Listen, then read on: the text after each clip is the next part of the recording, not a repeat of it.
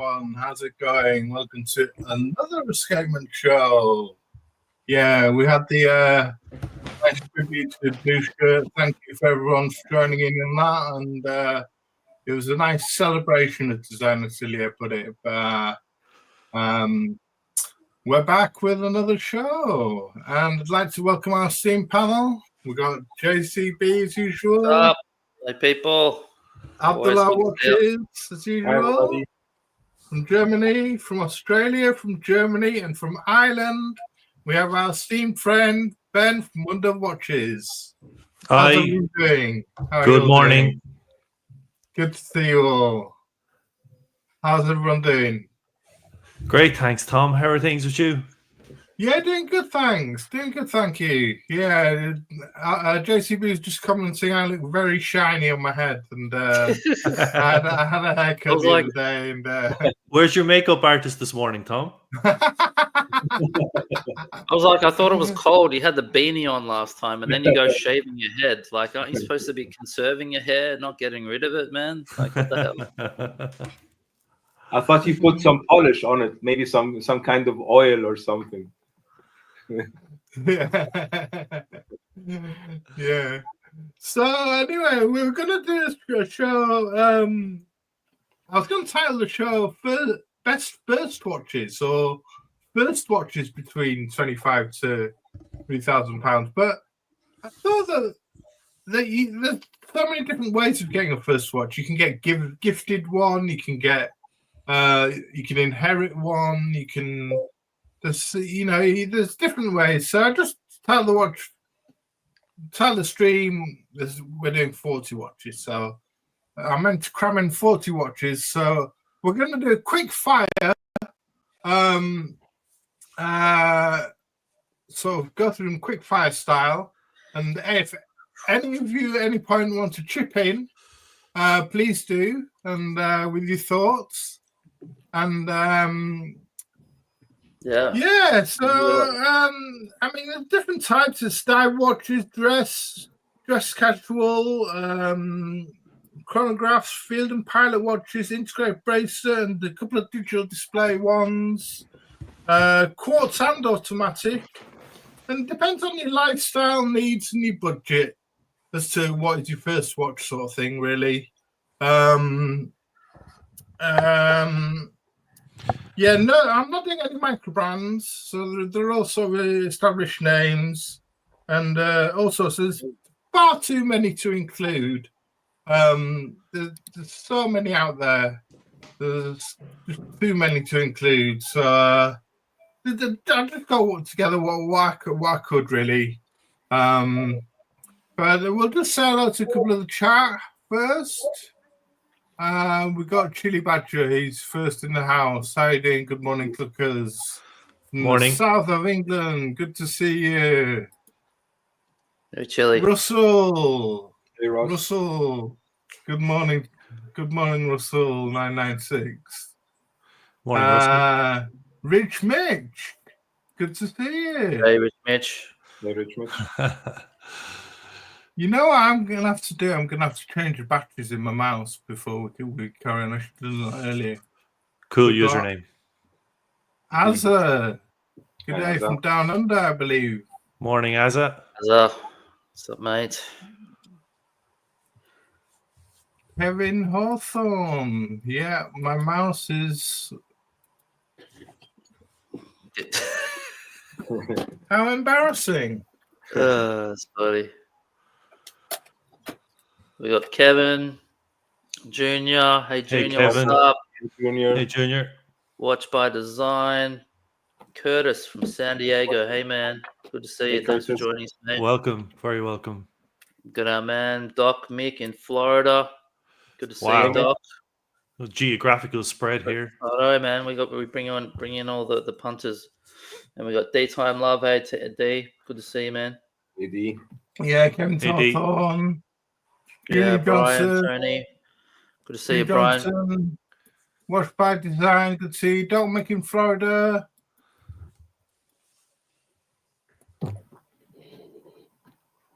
Good to see you all. And D-Time Love Show. How you doing, D, my friend? Good to see you. Brian Sonay. Good to see you, my friend. Morning, Brian. Great to see you all joining us. And so, yeah, we'll crack on. Do you want to do wristwatch test? 6:36. I thought you were never going to ask Thomas. We'll start with Abdul. I have on my wrist the Nomos Club Campus Amsterdam Limited Edition. Lovely. Wow. And a nice red Cool. strap back to match the numerals. I love that. Yeah, the inverted California numerals with black and red, the combination. And it's a manual wind watch with 100 meters of water resistant. And I thought if we're going to talk about this price range, I have to wear the Nomos because it's my favorite in this price range. Yeah, lovely. Nice finish on the backside. On the front, you have this nice look as well. And I combined it with a shark leather strap. Beautiful. Okay. What a good combination. Cool. That's man. not the Real original cool. strap then, Abdul. That's your own No, styling. it came with a gray velour strap. Really nice as well, but I thought the red indices and the red strap would match good together. Yeah, man. That's looks really cool. And if the Real cool. it's like the red light district of Amsterdam. If it's in Yeah, Amsterdam, exactly. It has even triple X on the crown, like it has triple X on the crown. Is it a little place to keep your stash of cocaine in there as well? Or No, something? I unfortunately not, because it's thin. They opted out for that. yeah. Right, Ben, you're up next. Well, I just thought, in keeping with the theme of the show, Tom, and as you were saying, like a good first watch for me, this is one of the best first watches at the moment.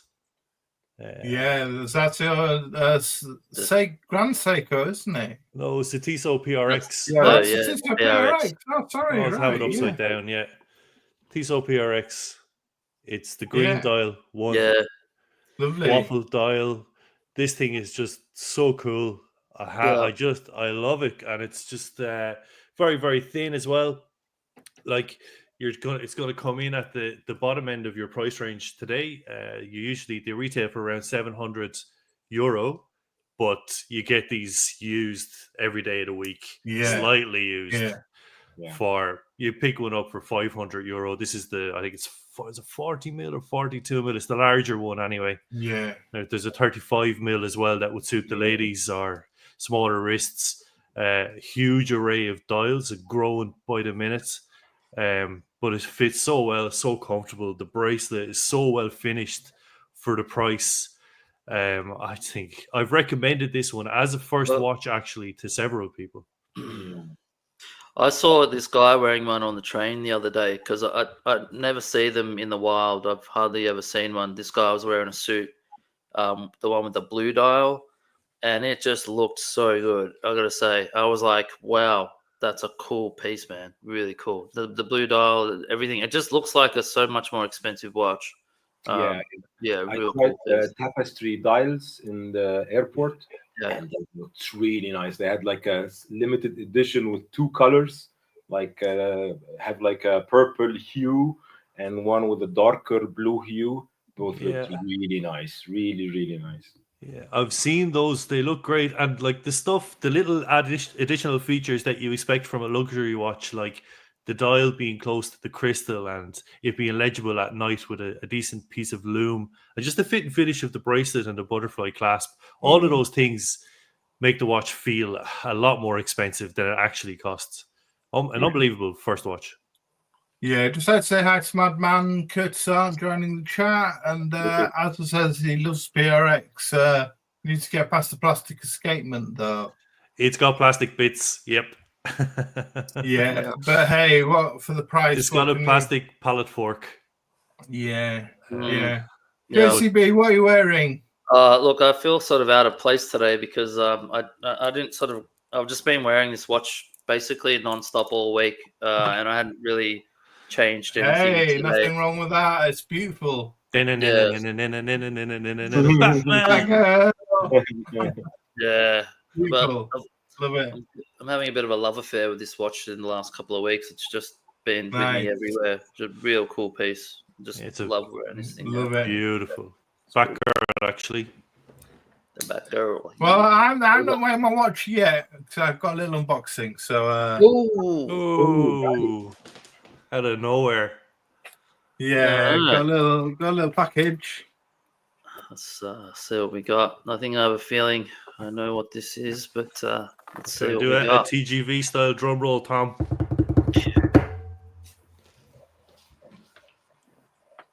And it's You gotta coming go put yourself on full screen, man. Yeah. it's coming from Ireland, Ben, where you No live. way. No Yeah, way. it's a brand called Martin Designs or MD Watches. Okay, cool. And take out all the paperwork. They did this watch called what's it called again? Oh, I recognize that's like an Ohm stone inscription. Nice. Really, really ancient stones, and then those marks represent letters. So there's a message there, Tom. Is that really? Yeah, that would read out something as depicted on the old Ohm stones. Yeah, so it's a regulator watch. My first regulator and the cheapest I could find, really. So I always like the regulator style, and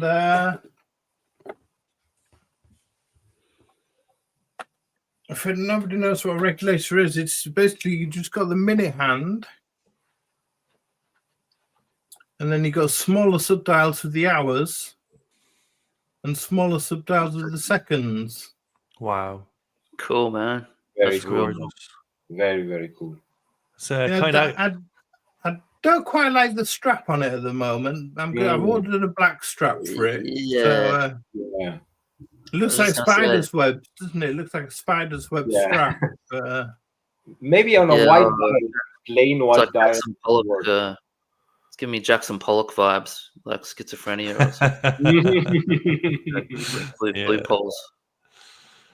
But Although what's the dial color, man? It looks sort of in here on the it's screen. all orange. Orangey, It's just a Yumi movement. This is a Yumi automatic. But it was £306. That's And I cool. thought Oh my God. for a micro brand, great it's doing amazing work for that money. yeah. I that's thought it okay. was amazing. I thought it was great to get a regulator, really unique sort of style of watch Yeah, for that money. for that price, that's awesome. You've done well, Super man. lucky. Yeah, I thought it was really good. the dial's actually giving me FP Jordan vibes. Yeah. Yeah. It's not too hard to tell the time scratchy. If I get it a bit close to the camera, you can see these little dials tell the hours. And then the very Okay. small dial is the second dial. It is tells the hours in the 24-hour clock format. Oh, it's a 24-hour format. Yeah, Cool. so that's nice. Very cool. And then the big hand is the minutes. So good to see you, Scratchy, in the chat. And if you haven't seen Scratchy's show, the Mainspring show, check them out. Really good show with Jock and let's put it on. What am I doing? I just see what you're doing that, Tom. I just see Asa mentioning as a first watch the Longines Navigation Big Eye. Yeah, Good got plenty of. We'll get Very cracking. good We'll list. get cracking. So Incredible watch. right. Well, I wasn't going to include it. I know digital watches as G-Shocks, which we'll come to, but need to mention, although Blue Shirt said G-Shocks don't count. But I thought we'd share this one first. And I think, Abdul, we need to, you're the man to tell us about this one. This is a Casio Royale, £25 world timer, the cheapest world timer you're going to get, I think. It's 45 mil, 10-year battery life, alarm, stopwatch, Everything else a digital watch does will time. It's 39.5 mil, 45 lux a lug. It's quartz, of course, but I mean, great looking watch, I think. I mean, Casio or Minefield. I mean, the Mad Watch Collector, Russell the Mad Watch Collector. You need to go to his channel if you want to talk Casio. But I just thought I'd chuck this in. You know, I mean, this is one of your favorites, isn't it, Abdul? Yeah. I bought maybe 10 or 12 ones of this one. I gifted all of my friends back home this watch, my cousins, even my small nieces. I gifted them, but that they lost them. They was like in from a couple of years ago, it was like 18 euros in some cases where you can buy them. And I modded mine with SKX mod with a bronze case and like an olive strap with a bronze buckle as well. And I travel with this watch. I go to the sauna. I work out with this watch. This is my I like this watch. If I had to choose only one digital watch, this would be the watch. It's such a functional watch. 10-year battery. Like for the first watch, if you're getting somebody a present for this Christmas, get them one of these watches. Yeah, Can't go wrong. yeah. This is the James Bond homage, isn't it? The Seiko did the James Bond, and this is like Casio's homage to it. I've nearly bought this watch dozens of times, but I have two Casios, and it wouldn't get anywhere. I have a yellow G-Shock and an F91W, so I could any more than two in the collection would be too much for me. Oh, harsh words from Rich, buddy. Casio's good. What's up, boys? I'll never buy a Casio after I found out they're not waterproof whatsoever, and the warranty is only good for 1 to 2 years. Swim with it, it will ruin. I am my son's G-Shock. Hey. Sauna with my world timer here. I swam with it in the ocean, in the sea, and it's going. Maybe it's just quality control issues. That's totally normal. But I can vouch for this one. My G-Shock now I wear running, and the crystal steams up from the inside. But actually, if you read the instruction booklet, it says it's normal, and it dissipates then. Scratchy says it's highly faked. That's how popular they are. Wow. Interesting. Okay, wow. Yeah, so is the F91W as well. That was because I was buying them for my sons when they were really young, and it was a fucking minefield. I was researching it, and everyone's going, it's like a $10 watch, right? Or not, and it's like people are saying that watch gets faked. It's the most faked watch in the world. I'm like, are you fucking kidding me? That's mad. That's like counterfeiting $5 notes. It's crazy, right? Like, yeah. Apparently, you got to watch out. If you buy the shit on eBay, you've got to watch out for F91W fakes. That's a thing. Wow. So I thought that was a good one to start off with. I mean, I think Casio. I mean, yeah, it's definitely a good one to start off with. And I know that Abdul's fond of that watch, and as he said, he'd recommend it as a good Christmas present starter off watch for somebody. But Casio, well known for their G-Shocks. Now, there's so many to choose from. I couldn't pick one, so I picked this one. It's a GBD 200 series for £101, 48.4 mil. It's from their fitness range of running watches with an accelerometer, distance measurement, smartphone linkage via Bluetooth, step counter, and calorie consumption. But you can get all sorts of different G-Shocks. Too many to look at. As I said, Russell the Mad Watch Collector is the man to go for these. But what do we think of G-Shock? Yeah, I have one. I wear it when I'm I was going to say jogging, but it's more like plodding. Anyway, it's the Casio, the octagonal one. Yeah. I've got one of those. GA 2100. Yeah. It's got Bluetooth functionality, which I love. I'm not a big fan of this negative display. I find it difficult to read. Although I believe some of them, the more expensive ones, they have done something with that to make it more legible. I've owned the square one. At the moment, I'm a Casio fan. Yeah. Yeah, I never had a G-Shock until a couple of years ago. I sort of was like, just got to grab a beater and something just to wear around. And I got into the whole Casio modding thing, which is really fun and a cheap thing to do, just to, just to have some fun. So I reckon it's good to have have one or two in the collection, and that's about it. I've got my Casio calculator watch, though. You got to have one of those. That's really cool. Yeah. I have a friend who thinks if you own one of those, you're a serial killer. Yeah. It could be. Yeah. Yeah, I don't like this one because of the negative. I have also the DW 5600B, the Bluetooth with the negative display, but I modded it with the case. You're right. The negative display is hard to read. Like sometimes it's just harder to read. And if you're looking for an alternative for this for running, I think the Iron Man Timex is a good one. But for me, I'm not a runner, so I won't use all this running stuff. I just need something that tells the time, alarm, maybe world timer. That's it for me.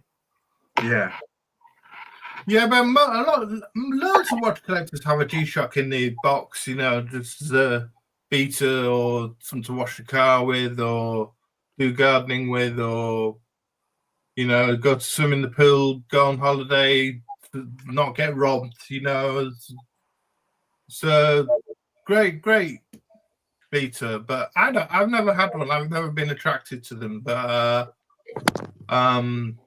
yeah, but solid watches, and they can go up to thousands. I remember Tennessee Mike was saying that his grail was the gold G-Shock. Yeah, the gold. You can. It's like $4,000 or something. It was something ridiculous. It was something ridiculous. Yeah. So that's G-Shock. We're just there within the realm of digital displays, and I'm a fan of LED displays, to be honest with you. And I really like this one, the Computron. Okay.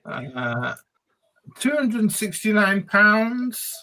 Retro 70s design, different colors. You can get the silver, the gold, or a black one.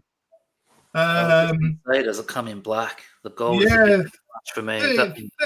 38mm. Yeah, this is a bit not for everyone. This gold one, I just picked out this gold because it's a different sort of color to look at. This is gold PVD. Got dual time function. Just feel like it's a cheaper version of the Girard-Perregaux casquette, really. I was going to say the casquette. Yeah. I mean, I won one. The casquette's black as well. That's why I was thinking black. Yeah. Black would be cool. I actually won a black one off Bobby Legs. Did you? Yeah, it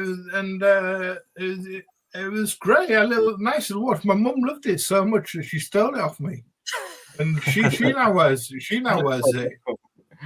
So, but it's the other way around. Like we're normally pinching watches off our dad or our mum or something. Yeah. Morning, Deej. Good to see you, my friend. Hey, Deej. Hey, Deej. Morning, Lucha Betty. Good to see you. Hey, what's up?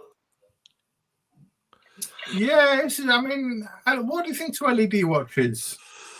I like it. Like it reminds me of like a lot of sci-fi movies, like the original sci-fi Metropolis, that one in particular with the gold accents. Yeah, it's cool. Very modern, modern vintage, like straight from the 70s as well, isn't it? But like how the 70s viewed the future really was this. Hamilton do something along these lines as well. I've looked at them a load of times when I'm browsing watches, but I've never pulled a trigger. Yeah. How much are they, Tom? £269. Okay, yeah. So it can be had a bit cheaper online, of course. And I got one for like €160 or something. The one with the blue backlight.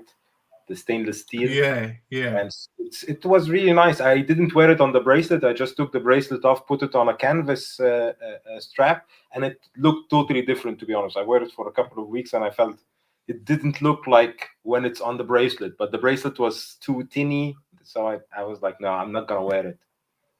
But you mentioned the Hamilton, Ben, and this one That's the one. was 725. It's now 580 in a sale. And this is the original. This is the recreation of the original Pulsar P2, the second digital watch made by Pulsar, which was gold and worn by Roger Moore in Live and Let Die in 1973. This has a green hybrid LED and OLED display instead of the original red LED display. But it's really funky else. So I really like it. Again, it's that sort of retro, futuristic 70s look. Not for everyone. But it's very cool. I couldn't see myself adding one to a collection, and it wouldn't be the one I'd recommend for a first watch. I'd rather a 3-hander if I was going to recommend something. Agree. Yeah. This is like the watch you get when you already have 12 watches, and you're like, yeah, I want something with nostalgia. So something like that. Yeah. Don't Make Him Florida had one of these in the 70s. Wow, they were expensive back then. Yeah. You were an early adopter back then, Doc Mick, I would say. How old were you in the 70s? Were you like 2 or something? Truly Bad was saying the only problem with the Hamilton PSR is no micro adjustment, no half links available anywhere. Okay, well that's interesting because like the bracelet definitely forms a massive part of that look. Yeah. So it's good to know, good information there. Yeah. So we're talking of bracelets. We'll get on to integrated bracelet watches, and our first one. This is a version of one which had a different bracelet. And this is the Q-Timex GMT. Now, the original Q-Timex, I know that you had the one, Ben, didn't you? And it was the hair puller. The hair puller. The hair puller bracelet. That's for sure. Yeah. Yeah, I've got a watch-shaped bald patch on my wrist from that watch. Yeah, so this is £200, progression from the original 970s Q-Timex reissue. This is a reissue of the 979 Q-Timex with a quartz GMT movement. 50 meters water resistant. Quartz, of course. But what do we reckon? Do you like that new bracelet? Or do you prefer that new bracelet, Ben? I'm a fan of Timex. Yeah, I think that's cool. Like, it is what it is. You get what you pay for. Everything is going to feel a little bit cheap and tinny. But it's cool. I own one. I have one in the collection. I have about 10 watches in my collection at the moment. I've made a lot of changes, but I've held on to Timex. It was actually a collaboration, some of the audience might know this, with the French designer Second. Oh, yeah. Yeah, and it's cool. It's the name of the series was If You Know, You Know. So they brought out a green bezel, green dial one, and in the middle then they've got like a Hulk fist as the second hand. So it's Second's tribute to, obviously, the Rolex Hulk. And I wear it periodically, but it gets lost when you start buying better watches. They do kind of get, for me, it gets a bit lost in the watch box. But I love, big fan of I had Abdul mentioned it earlier. Actually, one of my first watches was a Timex Ironman when I used to do jogging a bit more seriously. Yeah. Any other thoughts on the this Q-Timex GMT, JCB or Abdul? Oh, look, I mean, for the Timex is cool. For the price, they're just cheap, entry level watches and great designs. Generally, you're getting a thin quartz case, I think. So it's like, what's there not to love, really? It's like, except getting your hair pulled on those earlier ones. But besides that, it's like, I'll probably, you know, when my sons are getting more into watches, I'll probably pick up a few in the next couple of years and have them for them. Yeah, I've thought about getting one as well, but like what Ben said, like I'm just not wearing my cheaper watches these days. So Yeah, sure. yeah, just Once you escalate to higher watches, it's So it's like I'll pick them up for the boys eventually, I reckon. But yeah, what's not to love? Well, talking of higher priced for watches, I mean, Rolex came out with a multicolored OPs, didn't they? And here's a great version, a great take on that, which is the Citizen Ciosa. £299. It's a Miyota movement, I believe, but a cheaper alternative to the Rolex OP Yellow for 299 quid. I really like this one. Integrated bracelet, 40 mil. What do we think of these? This comes in a ton of colors as well, doesn't it? It does, yeah, it does, yeah. Yeah, absolute killer. Yeah, I had one also for a couple of weeks. Awesome watch. Really, if you like integrated bracelet watches, and you want to keep it in 250 euros budget, stay on the look for one of these on sale and get one. And I think they do now another model also in titanium, also integrated bracelet. That also would be another one I would look at. Yeah, great. I've passed it by a few times. It for me, it would compete with the Tissot PRX, even though the PRX is like twice as expensive. This is a great option, but I wouldn't buy it having the PRX. But yeah, as Abdul says, there's a load of new versions out now with small seconds. They call it the Ciosa. Probably absolutely butchering that, but tons of options. Really good looking watches. Yeah, how watches it, Dennis? Great to see you in the chat. Yeah, he's saying this is my biggest challenge now. I see something cool, Bass asking himself, will he get wrist time against his other watches? Yeah, hence why it's not bought a Ciosa. Yeah, that nails it for me. Very valid point, Dennis. Yeah. I mean, like Madman says, summer fun. And the doctor says, nice for the beach. I will say the yellow OP. Sorry, Ben. I was just like, even for gifting people, like your friends or your family or your kids that are coming up, like this price range is good for us to know about, just to have those options for, if it's not for ourselves, something as a gift to give somebody as well. Yeah. Yes. Yeah. So move on to a watch that Ben's wearing.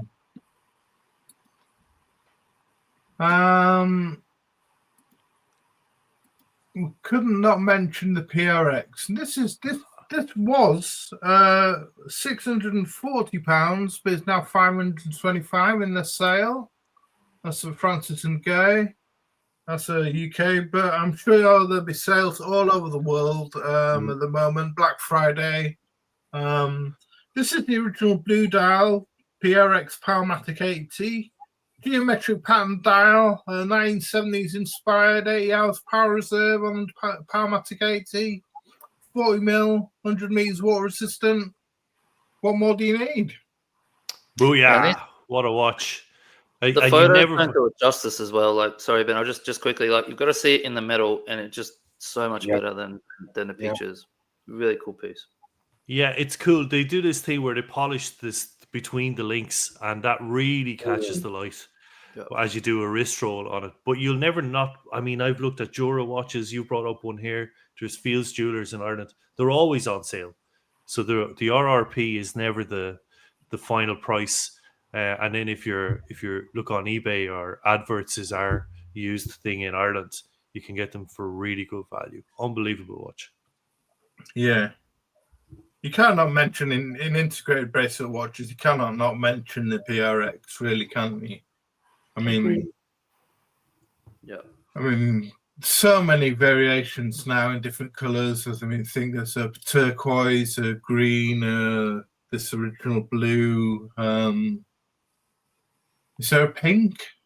Probably is. Thank for book. Brian Toney is mentioning a carbon PRX there. Oh, carbon PRX. Yeah, I saw this one. It's really nice. Really, really nice as well.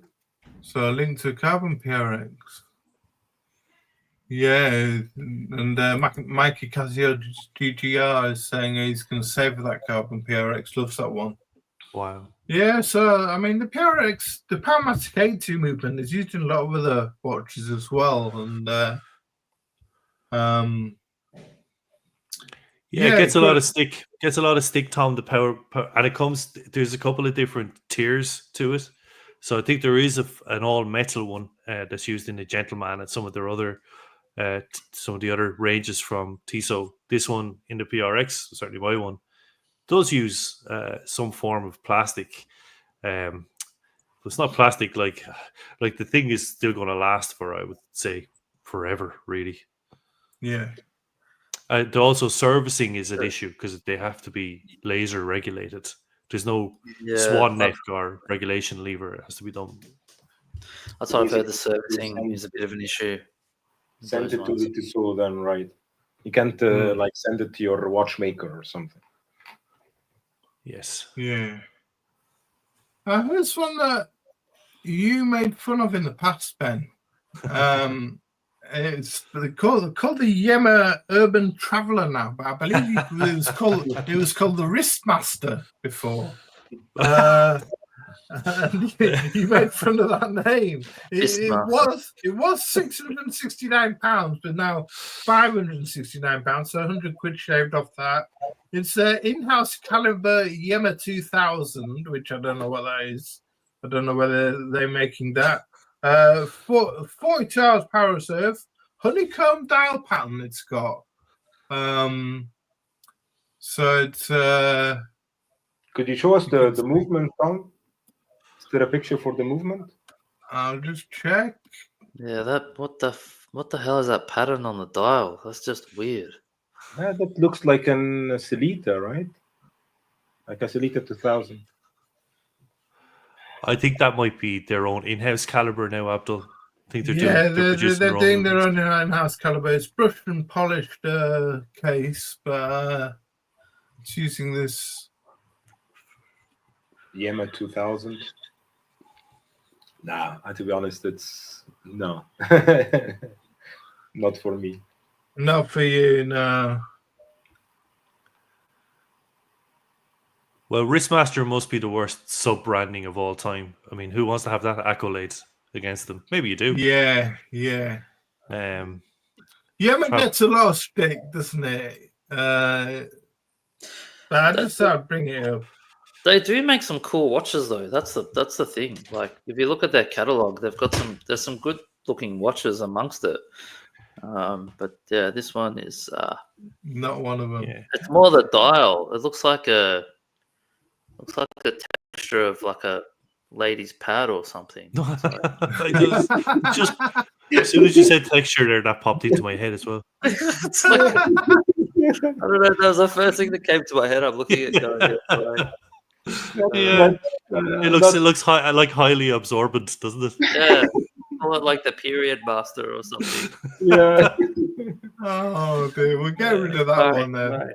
But I just said, just before we move on from Yema, I had a Yema before. JCB, I agree with. They have make some great looking watches. Their Diver, the Superman, is very retro looking, very cool. Yeah. My one broke. Now I sent it back and they fixed it, but their customer service leaves a lot to be desired. I and heard if you it look, sucks. Yeah. So everybody knows that shit. Yeah, everyone bags it. Yeah. So quality control and customer service is a downside with Yema, from my experience. Maybe other people, Rich Buddy had a similar experience with a Casio, so it might not be the norm, might be the exception rather than the norm, but there is plenty of anecdotal evidence on watch forums to suggest that it's more frequent than you'd want. Yeah. Well, one last to end the integrated bracelet watches, we couldn't really not mention this one, which has been a bit of a hit for them, and it's a Christopher Ward 12. You reviewed one of these recently, didn't you, Abdul? It's a £1,050, 40mm, using a Sleated SW200-1 automatic with the hours power reserve. It's got a 3-dimensional pyramid pattern, they call it. Comes in 4 colours, exhibition case back. This is the Glacier Blue, and 4 different other colours available. What are your thoughts, Abdul? You start us off. Fantastic watch. I had this for maybe a month on loan from Christopher Ward. And to be honest, at the end of the month, I was afraid that I will buy one and it will take more wrist time from my other watches that I like as well. And I thought, okay, I'm not going to buy it because it doesn't make any sense taking it off. Like it's just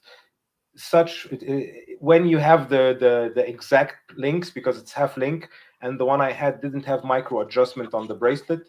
The new ones have micro adjustment on the butterfly clasp, so it's even better in adjusting it. But if you get it adjusted to exactly the perfect fit, you don't want to take it off. It's so comfortable. It feels so nice. The metal finish is great. It keeps time really well as well. So I didn't see any point to buy one because it will take so much wrist time from my other watches. It's like, okay, it does everything really well, and well priced. Yeah. Now I want to buy one. Yeah, you will. If you like the PRX, you will love this one. You will really love it, really. And with this morning dial, wrist filigrans. Sorry, Abdul. With this Jesus dial, Christ. really nice. Christopher Ward must be delighted with you if that's how your review sounded.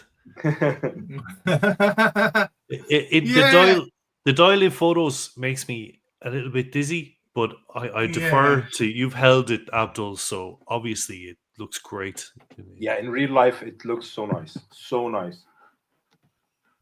And I thought these crown guards will be irritating, but to be honest, they weren't at all. They weren't pushing anywhere in my wrist. The crown wasn't pushing in my wrist at all, or in my the back of my hand. So it was really comfortable to wear. The case finishing is unbelievable, isn't it? Yeah. The polished thing on the flanks. It was. If you wear this somewhere else and nobody knows the price of the watch, they will 80%, 90%, they will put it in the upper bracket than the lower bracket. It looks so much more expensive than it is. Yeah.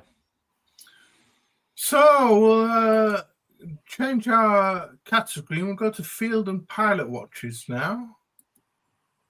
And so you're a fan of the Christopher Ward then, Abdul? Big fan of that one. Yeah, really a big fan. I was thinking about buying it, but if I will buy a Christopher Ward watch, I will get the Belcanto, to be honest. Yeah, I mean, I don't buy into Christopher Ward, to be honest with you. I mean, I think the Belcanto was a bit of a one-off for them, and they sort of propelled them to the another stratosphere, and it really did elevate them to another level. Yeah, that's an interesting point, Oryx. Yeah, and then the 12. I mean, they took a lot of. I believe it was a designer from Chapek that came in and helped design that, and it shows on the watch a lot. There's a lot of Chapek antique look-alike on the design. Yeah. That just makes me want to buy it again. Yeah. Well, I was really excited when the skeleton version came out, and then recently this special edition titanium one in blue came out, and I was like, oh sweet, let's go to the website. That's $6,500 Aussie. I'm like, what the hell? Like, really? Yeah, it's like if you want to pre-order it, it's like, man, Christopher Ward is like, that's a price range Christopher Ward has no business being in. Like, what the hell? Like, that's in pound, that's probably like $3,000 pound for £4,000 or something. I don't know the maths, but yeah, I was like, the 12's cool, but I like the skeleton one, but the pricing is just way out of line. I just don't know. I think they're smoking the good stuff. I think a little bit in some of their pricing. Yeah. Anyway, we'll crack on. So, field and pilot's watches. The Hamilton Khaki Field, I don't think you can not mention. This was 595, now 476 in the sale. 38 mil, age 50 swift mechanical movement, brown leather strap, white dial, 50 meters water resistant, 8 hours power reserve. What do we think of the Hamilton Khaki Field? I think it's a classic, to be honest with you. Bit of a classic silence. No, I loved them. I always have. I've had the automatic. Look, this is manual wind. They've increased in price since I bought my first one. Yeah. But I just love the simplistic look. It's a bit like a Timex Easy Reader, but the case finishing is they're really thin, really good movements. Tend to be based on ETA movements, but they're customized by Hamilton. They lower the beat rates and increase the power reserve. I just love Hamilton. I particularly love the Murph. I'm actually thinking about buying a 38 mil Murph. It's come out on a bracelet now. But the movements don't differ too much from the Khaki Automatic, which is usually around 500 used. The Murph is 800 or 900, so hard to justify that. But the styling is... I'm a big fan of Hamilton. The movie maker's watch. Yeah, Interstellar it was in, wasn't it?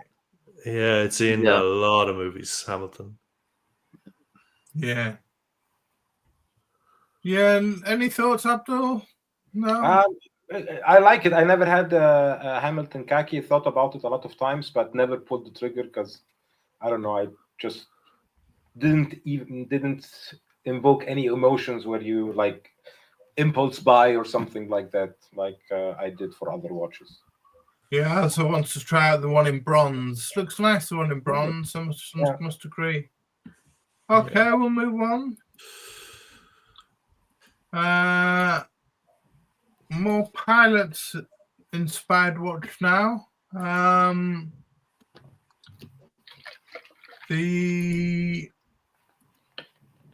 Laco Flieger Karlsruhe Pro, 850 euros, automatic or hand-wound options, 200 meter water resistant, 37, 40 or 43 millimeter sizes with super luminova. This is Type B Flieger, I believe, this one. What do we think of that Type B sort of? Is this a Type A or Type B? I got mixed up. That's Type B, Tom. Type B, yeah. What do we think of this look? Are we into it or not really? What did you say the diameter was again, Tom? They do it in 37, 40 or 43 millimeter. Okay. The 41 is really nice. You can choose different sizes or hand wound or manual. Hand wound or automatic, sorry. Sorry, Abdul, you were saying? I tried the Type A1 in 40 millimeters with a bracelet. One of my friends sent it to me for 2 weeks to make a video about it. And it's actually a very, very comfortable watch. Like on the bracelet, 40 millimeters, very comfortable. You can wear it everywhere. It feels like a Zin a little bit, like a Zin, but more Flieger look. Zin feel, at least, on the wrist, like the robustness. Yeah. Yeah, I like that B look. I reckon that's cool. And 40 mil too, I reckon, be the sweet spot. So, yeah. Yeah, it looks good on wrist, I think. Yeah. Yeah, look, it's an IWC on a budget, really. If you like that look, I would say Leico, I've known about them ever since I got into this hobby, and they seem to make a good quality watch. Their techniques they use for bluing the hands, it's all good stuff. The movement looks very nice for a manual wind. Yeah. I wouldn't say you go wrong with it. I don't think you could go too far wrong with it. Yeah. Mm-hmm. So that's a Type B Flieger, and I just thought I'd check in a Type A Flieger as well, but this time coming from Stover, one of the original manufacturers for the Luftwaffe. And this is a Stover Flieger Classic 40.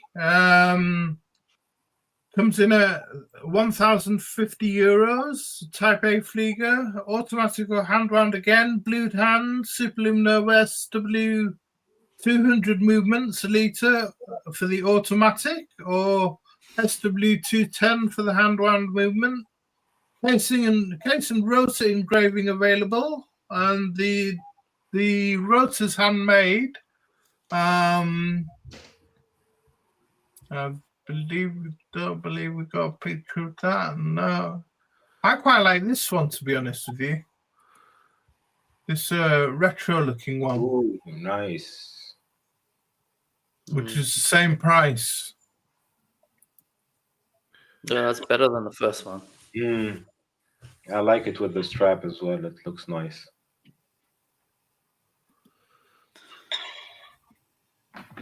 No. So these watches, this design is just a bit too plain. That's a little bit too, I don't know, like too classic Flieger for my taste. But that's just me.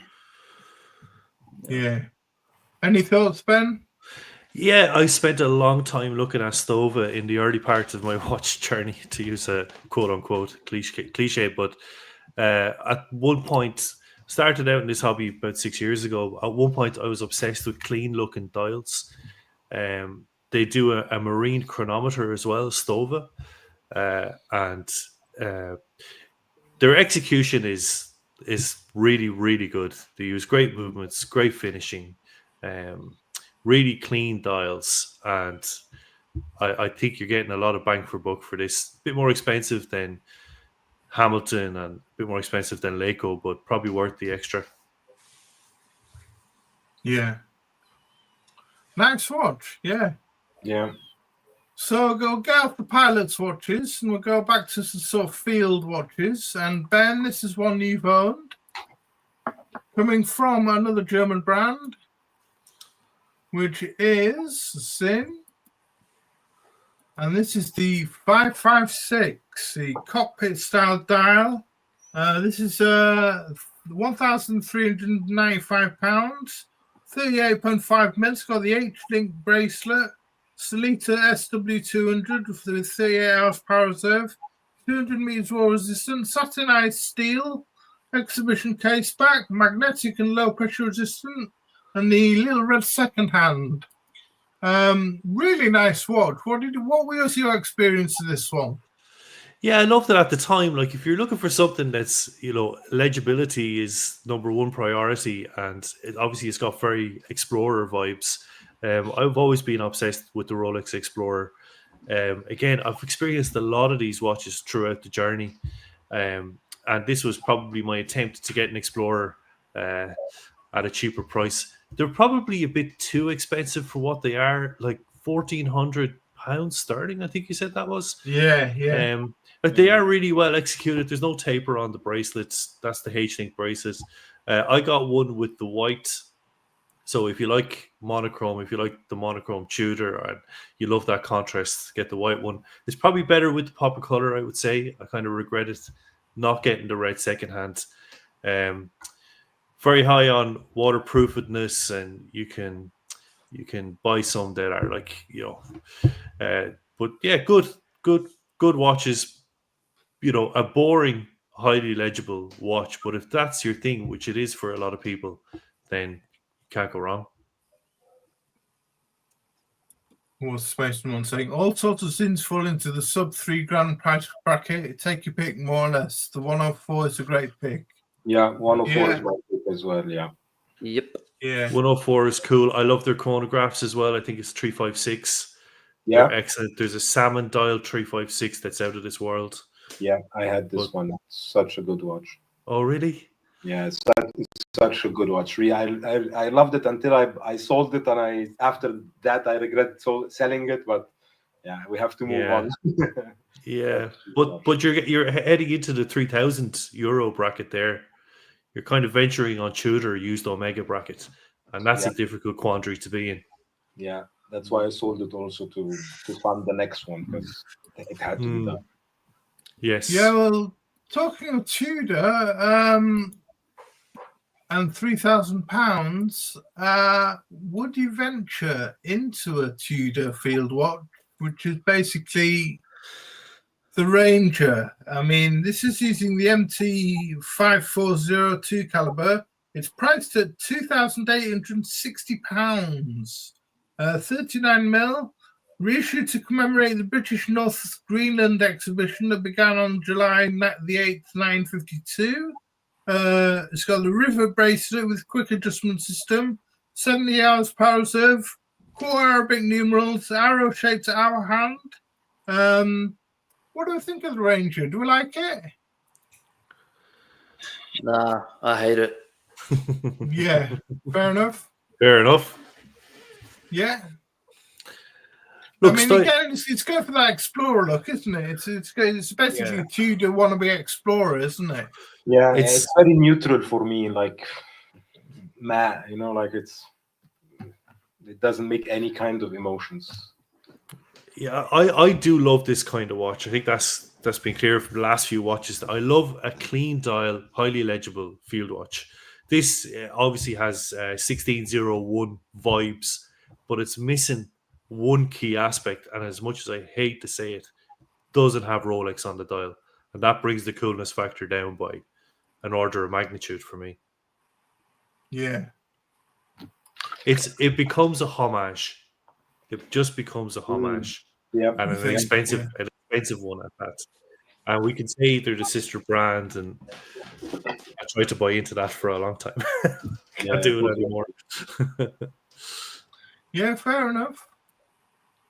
Yeah, £2,860 touching the 3,000 bracket. So,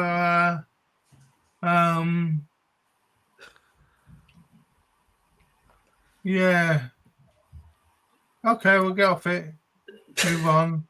I think what those renders don't show as well is the color of the loom, which is really green. It's like this snot green sort of color. They messed up the color of the loom as well. The whole watch is just a mess, if you ask me. So we'll move on to Chronographs, which is your wheelhouse, Joycey B, and we'll start off with a nice TP, but a classic. The Seagull 963 is in the ST 1901 manually bound caliber. The Seagull movement. It's coming in £119, was £149. So 37.4mm, 30-meter war resistant. It's got a canvas pass-through strap made in China and worn by the Chinese pilots originally. I like it. It's a classic, I think. What do you reckon? Yeah, I've never had one of these. Sort of being a chronograph guy, because a lot of people get like chronograph people. They love this watch. Yeah, they dig it. I've just never got into Chinese watches and Seagull watches before, but given the price, I might just pick one up and have a play around with it and see how it goes. Any thoughts from the rest of you? No, I'm just gonna say, do that. It's really nice. It's just such a fun watch. Sometimes you get one, I had like 10 of them also, getting them a little bit, selling them, the new one. One time or two times I had problems with them. A movement, wrote them back, no problem at all, got another one. But it's just a fun watch and very affordable for that.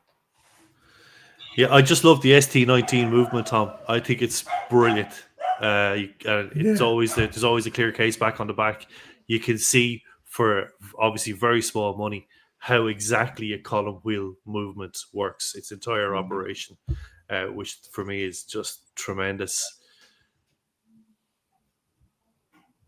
See if we can see that. There we go. Yeah, there's your column wheel there at 6 o'clock on that picture. Yeah. I don't know if that's heat treated blued or whether it's painted. Probably, I don't know, painted maybe. I don't know. Probably. Yeah, but there you go. A budget piece for you on Amazon. So cheap, my God. Move on to the next one, which is the second moonwalk, the Bulliver Lunar Pilot. Going for £499, 45 mil. A high performance quartz movement running at 262 kilohertz. Black leather strap and NATO strap. Excuse me. Commander David R. Scott wore a prototype made by Bulliver with the Universal Geneve movement as his personal backup watch on the Apollo 15 moon landing, we know. And when the crystal of his Speedmaster succumbed to pressure differences and popped off the case, Commander Scott wore his Bulliver chronograph instead. So the design of the chronograph in this watch was inspired by that watch and became the modern lunar pilot. And Ben did a great video about watches of the which was the Apollo 7. Yeah, the Mercury 7 astronauts. Mercury 7 astronauts, yeah. On his Wonder Watches channel, so check that out. But what do you think of this watch? I mean, it's a quartz watch. Going back to quartz, so not manual. Do we dig it? It's I love the love. Yeah, it's just too big. I was just gonna say, but look at the watch though. It looks so good. Yeah, like the design of the watch, they nailed it. But I think this is 45, and from memory, they brought out a 43, maybe of like 5 years ago or something. And apparently, even that is too big. Like, why not just make the thing 41? You know what I mean? Yeah. Like that's what, or 40 or 40, even 40. I don't know. Yeah, 41 is like the size. They just should have made it that. Like, surely the quartz movement is not that big that it needs to be 43 or 45, right? Totally. Yeah. But yeah, I just man, if it was 41, I would have had one on my wrist by now. Yeah, just the design looks so good. Just sort of like it's a cooler 70s looking Speedy, if you ask me. Yeah, one watch is saying I did have this watch. It's excellent, although it was fairly big. I do regret selling it though. Yeah, that's the problem. I tried it also, the 43, just so big. Even the 43, like just both lugs going over my wrist, and I have a 17.1 centimeter wrist, so it's not a very small one, it's a medium one. So 41 should have been the size. Yeah. Any other thoughts? Or should we move on? Yeah, too big. Yeah. Too big. Yeah.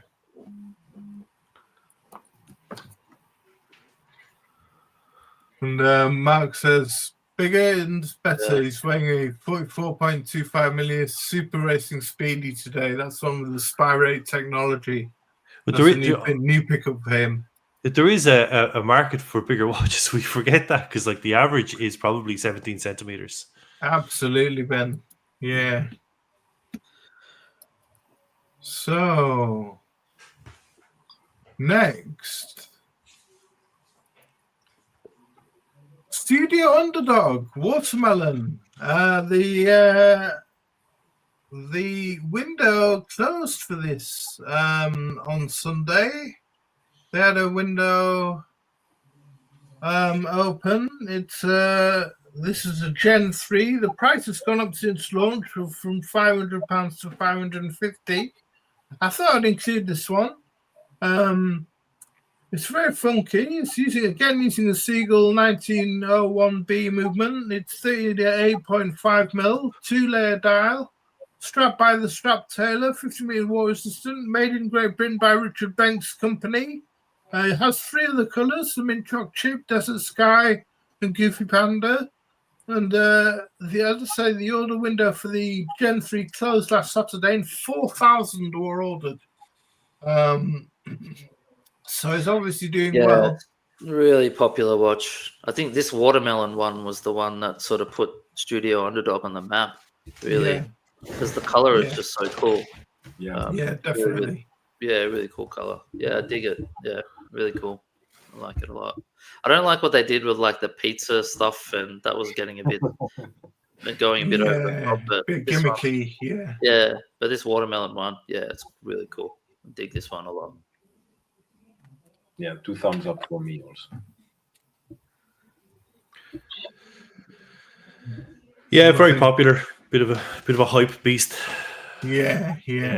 Well, fair play to like any independent who could do that and exactly. garner such hype for a watch. But I don't, not really my thing. But God, I'm flying in the face of general opinion there.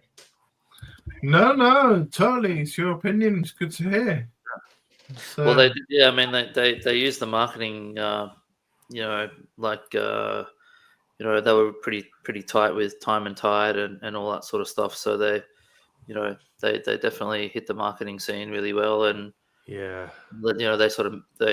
use that to their advantage for sure. Yeah, so it's really clever, like, isn't it? If you could tie in with one of the big publications like that, you're onto a winner. Yeah. So we go to Seiko Speed Timer, Solar 969 recreation, £640, 39mm, 100-meter water resistant, inspired by Seiko's first automatic chronograph from 969. Seiko became official timekeeper for Tokyo's high-profile sports event in 964, which was a turning point for the company, making professional timing instruments. And it's a nice one, this. I like it. What do you think, JCB? Yeah, it's cool. Jam? Yeah, no, I love it. I sort of prefer, I think, the second generation that came out after this. I think it's slightly bigger, maybe 41, and it's got the bezel has a metal ring on the outside. So see how this one's just got the black metal. It doesn't have that sort of silver ring. So that the second generation one just sort of looks, they've sort of refined it a little bit more. But generally, the Speed Timer line with the solar movement is just a great value watch. Super bang for buck. You get that panda look. You got the solar movement. It's one of those what's not to love sort of thing. Yeah, I've always toyed with the idea of picking one of these up just to find, getting one and hunting one down on eBay and getting one for $500 or whatever. Super cool piece. Any other thoughts, anybody? Also, as well, like it as well. Really nice watch. Yeah. No. I would think the bracelet. Other than that, it's awesome. Yeah. Ben, that sounds a bit iffy from Ben. The quartz has thrown me off. Like, I just pay a bit extra and get something mechanical. I think it's going to last much longer. I think you'll end up selling this. Yeah. Methy likes it. Yeah. I'll just to show the punters, Tom. I'll bring up. You can see this one here is this is the second generation one, the 41mm. You can see how it's got the bezel's flat. It's got the metal surround going around the bezel. I think this one is probably just a little bit more refined, and probably this would be the one I would go for. Yeah, I like this one more, GCB, because of the red accents as well. It looks more refined. Yeah. The one that interested me was it's a throwback to an old kinetic watch, and it's all subdials. So the actual main time is a subdial at 6 o'clock. It's actually not that big. I think it's only 42 mil. And I can't remember. There was a nickname on it, as there was with most Seikos, which I can't remember. I think you're thinking of the Pogue. The Pogue, is that the one with the? I thought I'd throw the Pogue in. This is this is the one. Yeah. This is 41.5 mil. It's another £20, so it's for £660. This is the second made the first vertical clutch column wheel chronograph in 969. Although people argue it's the El Primero, and Seiko released it first. As I said, for the Speed Timer, one from this collection was worn by Colonel William Pogue on the mission to the Skylab space station in the 970s. And this was solar powered Pogue issue, came out this year, I think, didn't it? Yeah. So that's another alternative from the sort of solar Seiko stable that you can go for.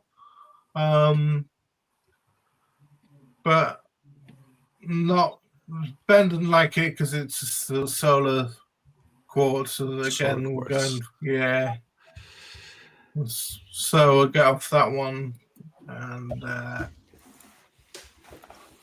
we'll go to one I really like, which is a big TGV favorite as well, apparently, I think.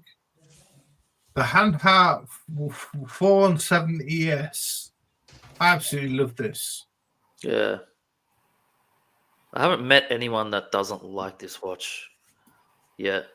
Like everyone you speak to when they see this watch, they just dig it. It's such a cool piece. Bit on the chunky side, a little bit thick, but besides that, yeah, it's 1,486 pounds. It's 42 mil on a bund leather straps using Sleater SW10M hand-wound caliber. This isn't the flyback. This is the 100 meters water resistant, 58 hours power reserve. Handheld supplied the 417 to the German Armed Forces for 10 years until 1963. And the first pilot's chronograph to be supplied to the German Armed Forces after the Second World War. And Handheld then went on to focus on stopwatches. I really like this one. What are your thoughts, everyone else? Abdul, Ben? I was last year at Handhart in Gutenberg because it's just 30 minutes, the factory and showroom. I met with the CEO there, both they're awesome guys, really awesome guys, showed me all the watches. And I'm actually thinking about getting one of them, but the red and blue version. There's like a special edition with the flyback where you have the red and blue. And it's like, I sent it to private chat, Tom, if you want to show them. And they have also a mono pusher, MK1, it's called 40 millimeters, mono pusher for around 1,800 euros. So you don't get a mono pusher for that amount of money. But the one I like the most is the flyback one, the red and blue. It's just so nice. The movement looks really good as well. And the guys there are such cool people, really. They're like when you talk to them, the customer service is great. All the people that we have here that live in the region, most of them are having also Handhart watches. Yeah, I was a big fan of the flyback as well, Abdul. The flyback's great. It's not much more either, is it? It's only a couple of £100 more. It's a great one, flyback. Yeah. I know JQH was a big fan of the flyback as well. Yeah. Yeah. Sure. I think it comes in 39 mil as well. That's this the one I want. 39 mil. Yeah, that's the one Steve McQueen wore. Yeah, that's the one I want. one. Yeah, that's the one I want. They made the 2 limited editions now in blue and gray, and you get a Handhart flyback pocket clock with it. So you get the watch with flyback, and you get. Tom, I sent you the link if you want to show it. I can't pull it up. It's got too many tabs open. If someone else wanted to pull it up, I can.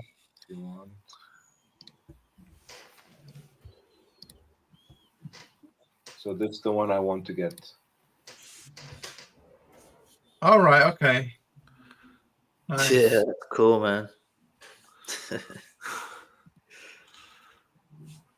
And you get, that's the back side. That's the column wheel as well. Yeah, exactly. And that's the clock that you get with it, like the pocket. Oh, that's cool. Oh, I love that. It's cool. Nice. So you get this to have a flyback chronograph to time anything with it.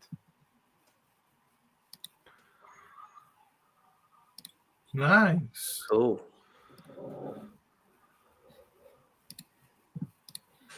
Great one.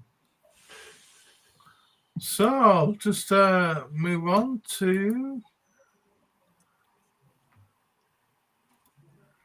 Nevada Grenchen. Now I saw this watch show about a month ago. Watch for salon, the Nevada Grenchen Chronomaster Aviator, £1,910, 38 mil broad hour hand interchangeable bezels. It's had 5 colored bezels, different colored bezels you can pop off and click on.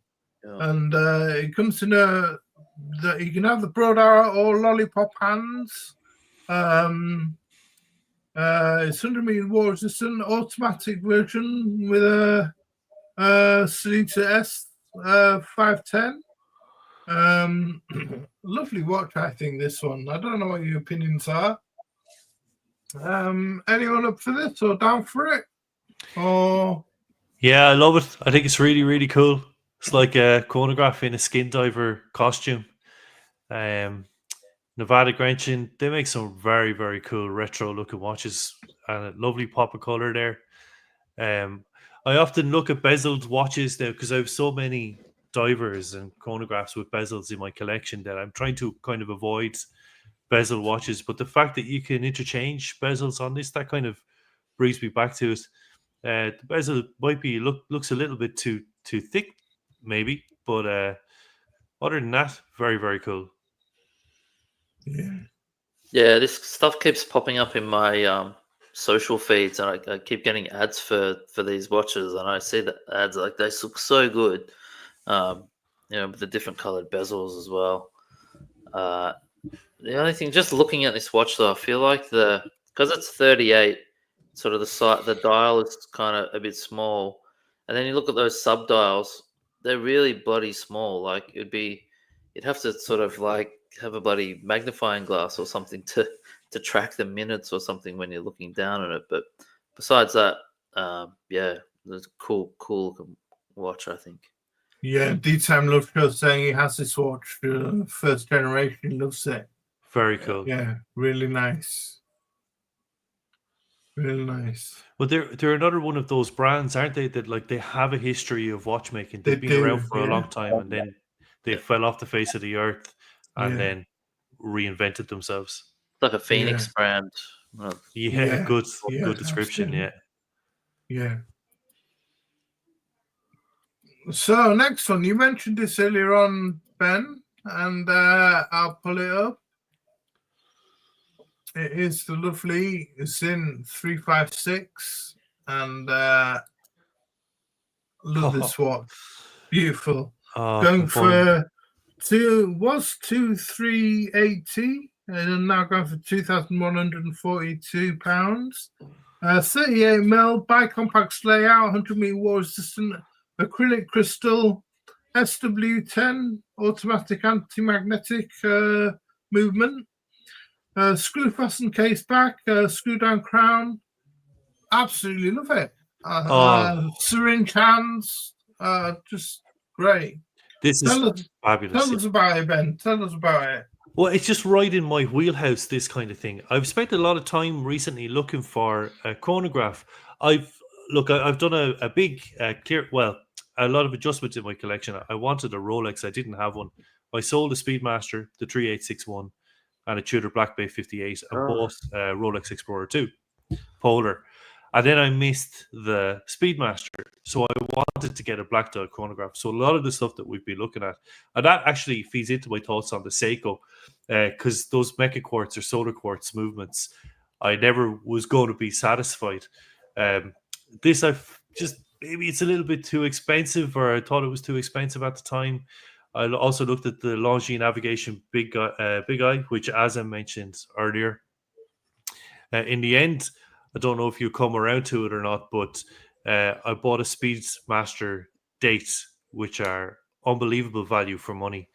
But this, with the Arabic numerals, the syringe hands, the really clean case, the texture on the sub dials, I even like the full loom offset against the white Zin logo.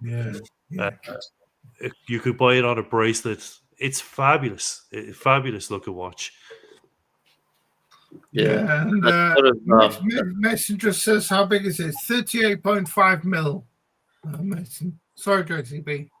I was just going to say, to add to what Ben was saying, that sort of fume dial, not really fume, but it's that having that color in the middle and contrasted with those black sub dials. It's just really cool design. Very nice. Yeah. Yeah, it looks cool. Really nice. And so yeah, I love all round for this one. Absolutely love it. I think Bobby Legs has got one of these and loves it too. Yeah, well done. It's also excellent. The 38.5. It's the same of the 356. It just wears really nice. Too small for Yeah. Mason 1. Oh, Mason, you big Yeah. wristed guy. So lastly, the Longines Navigation Big Eye. Gotta give this a shout. Down from 2,950 to 265 pounds. 2,065 pounds. You can see there. So it's a bargain to be had there. That's a bargain. That's a bargain price. It is, yeah. 41 millimeters. Caliber L688. So they're under the Swatch group, aren't they? Longines. So I would imagine that'd be some sort of ETA movement. 54 hours power reserve, 30 meters water resistant. I think these are great watches. Love that minute counter, that second counter, minute counter. Sorry, at 3 o'clock. What are your thoughts on this one? Love it. Your friend ID guy is passionate about this watch. Yeah. He's done a lot of videos on it and spent a lot of time researching it and ultimately putting it in his collection. I just think it's just a superb looking piece. And to me, it's as good looking as a Speedmaster. Yeah, good point. Like for a chronograph, I would consider this to be a proper alternative to a Speedmaster Professional. But you know, realistically, at a third of the price at this stage. Yeah. I would go all in by saying I would take this over the Speedmaster because it's just so legible, it's simple, it's clean. You can wear it every day without having any kind of thinking about, okay, it will get any kind of, let's say, scratches or something like that. It's just with 2,000 pounds, that's a great price for this one. Yeah, absolutely. I would Great too. price. It's really hard to beat for that money, and just such a good looking watch. It's great. I think ID guy flipped his one because it was a little bit chunky after a while. I think the problem, and I've sort of noticed this with Longines chronographs that are coming out lately, that they're quite on the thick side. Like the latest ones that are out now are like pushing 15 mil or something. So they've got to, if they slim them down, then that'd be like the perfect watch probably. Yeah. Yeah. I just see Phoenician Cedar says minus the tacky though. I think that's what I like about it. So tachymeters can look very cluttered. And the Speedmaster Pro, what put me off the Speedmaster Pro, and I owned it for a long time, was the aluminium tachymeter bezel. To me, it cheapened the watch. Makes sense. It's a Breguet Type 20. Agree, Type 20. Yeah. Yes. Shout out to Hansi joining us on the chat. Hansi, good to see you, Hansi. Good to see you, my friend. Hope you're well, bro. Yeah, I hope you're well, brother. Hey, man. So we'll go for chronographs, and I don't know whether you'll like this category, so I might have to whiz through them. The dress and casual. Start off with a very cheap one. The Timex Marlin, £175. Says it's men's, but then it says it's ladies. It's 34 mil, so very Mason one wouldn't be wearing this. Acrylic crystal, 30 meters water resistant, got a silver dial, £175. A starter watch, could be a first watch. But yeah, I got one before to try it out because I wanted to see how the 34 will look. And I have to say, if you're getting your maybe 16-year-old a watch, a girl or a boy, perfect starter watch. Like it looks nice, looks elegant.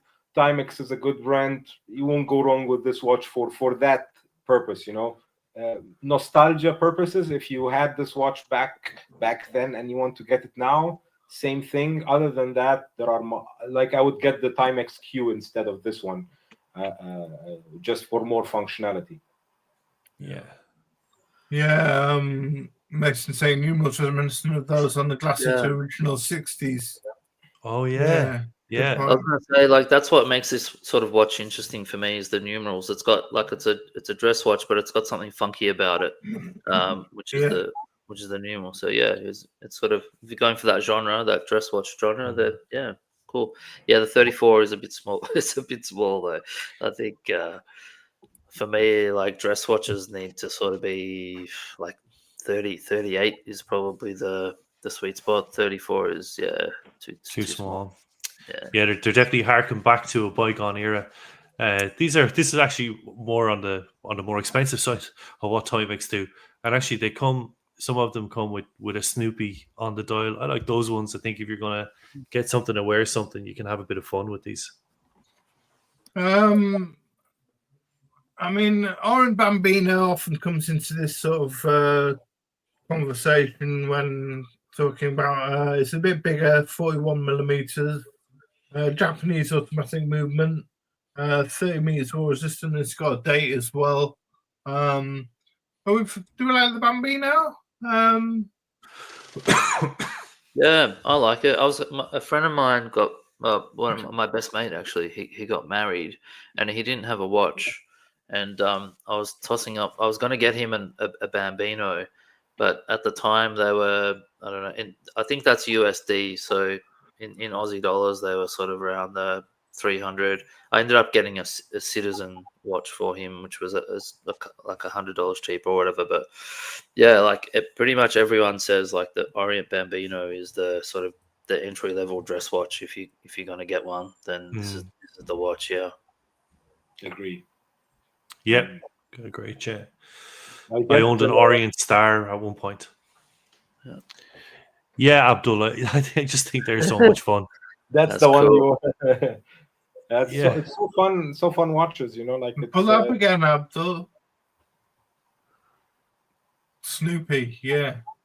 Snoopy with the baseball bat as the minutes, is it? Yeah. Yeah. It has even the Indiglo. I don't know if you can. Oh yeah. It lights up. So another one, so in this cheap range is Seiko Pressage, £350. Cocktail Absolutely lovely dial, that thing. The cocktail skydiving, 41 millimeters. It's got sunray dial, automatic. This one, 50 meters water resistant. Yeah. So it's step up from the Bambino. Sorry, JCB. Yeah, no, I was just gonna say this was just one of the classic Seiko dress watches. Like the cocktail time's been around for such a long time. It's sort of iconic in a way, I reckon. And the dial, if you when you see one in person, the actual quality of the dial is unreal. It's so, like, for the money, it's one of the best dials for sure. Really, really cool piece. Love it, and the color is unreal. It's a fucking great watch. Yeah, brilliant. Yeah, totally agree. Yeah, I bought one for my wife at one point for a birthday or Christmas present. Just unbelievable. And people sell these on all the time for like €200 and €300. Fantastic watch. Yeah. That dial looks great, I think, for 350 quid. Yeah, really nice. And it's really like the fine lines, like in the dial. It's really detailed. Really, really, they've just done it. I don't know how they do it. Really, like it's like a marvel of bloody engineering or something. To be honest. Yeah.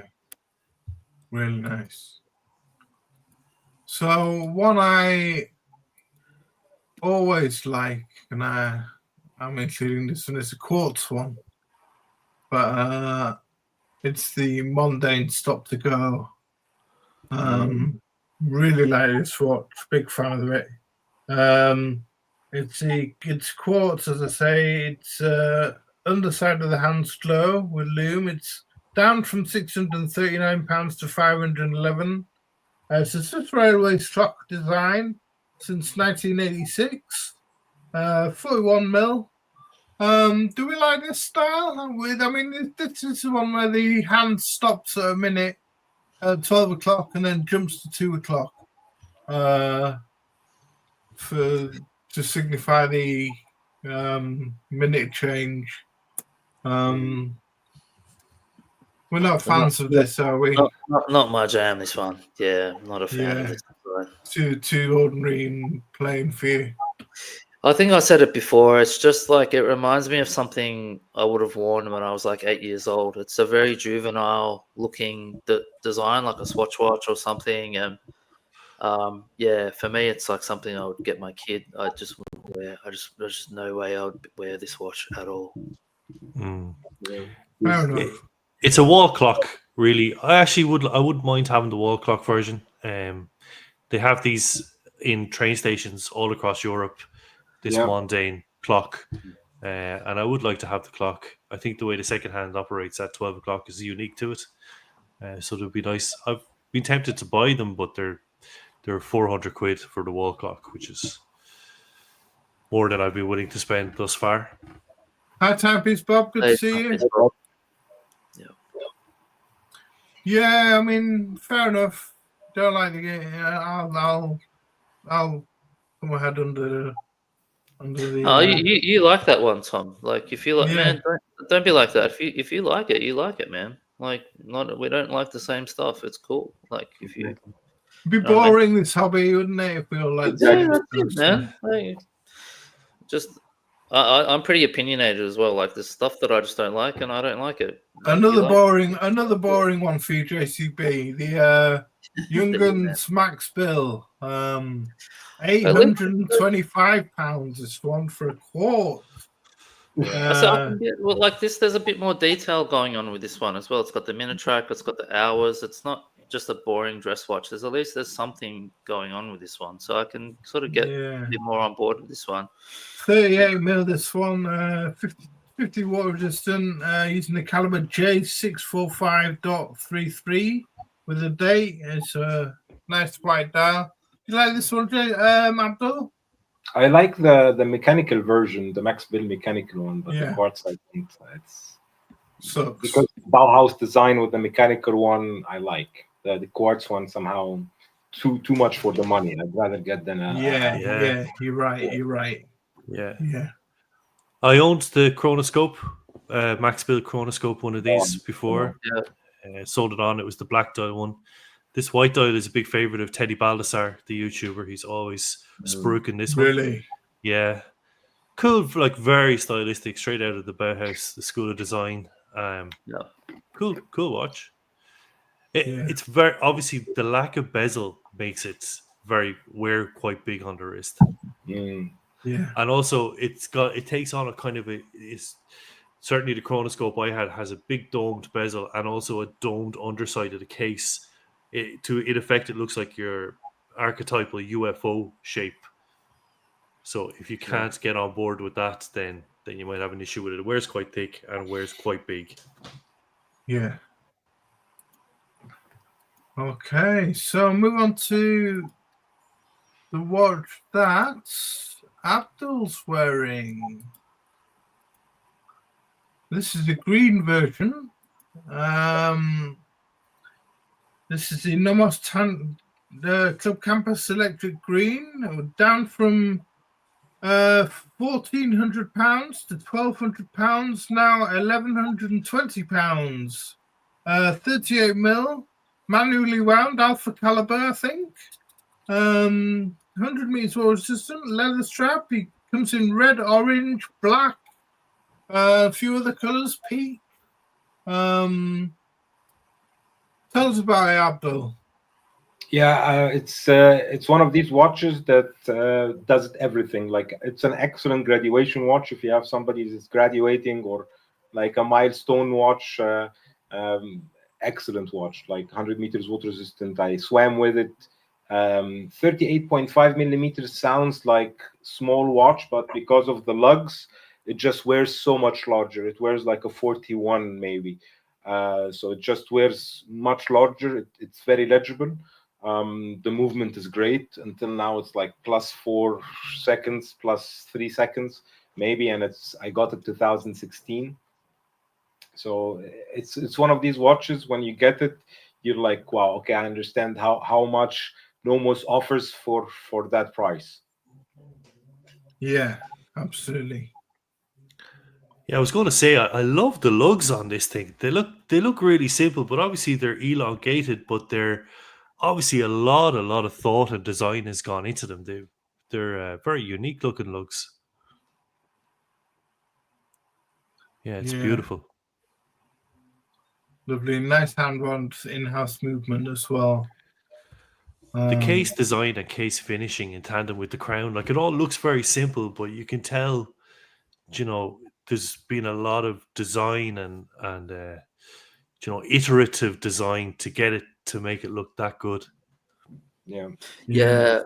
That's one thing I like about Nomos is that you can tell when you look at them, like they pull off this thing where they make it look simple, but you can tell that they've put in a lot of work into the design department for 100%. Yeah, exactly. Yeah, lovely. It's a good price there, £1,200. Like that's a great price. Down Abdul, to 1,120 now. I know you say you wore it swimming and stuff like that. Would you wear it as a dress watch? Yeah, I did wear it as a dress watch. Like sometimes we're going meetings where I know, okay, I have to wear a maximum of this much watch, so I don't make other people feel uncomfortable. And wearing the Nomos makes everybody feels like, Nomos, I have also a Nomos. It's like middle management German type, and it just goes really well, like with a leather strap like this one, black leather strap. And when I go swimming, I put it on a black rubber strap, and I wear it. Last time I was in Spain, swam with it every day, worked, no problem until now.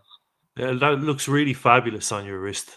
It has a white small seconds as well, does it? Yeah, that's the Amsterdam limited edition. That's yeah. I know we saw it at the start of the show, but I don't know. I was going to say I like the one with the white contrasting sub-seconds as well. It gives it like a different, like a cut in the middle. Like you have, instead of all one color, you just have this white spot.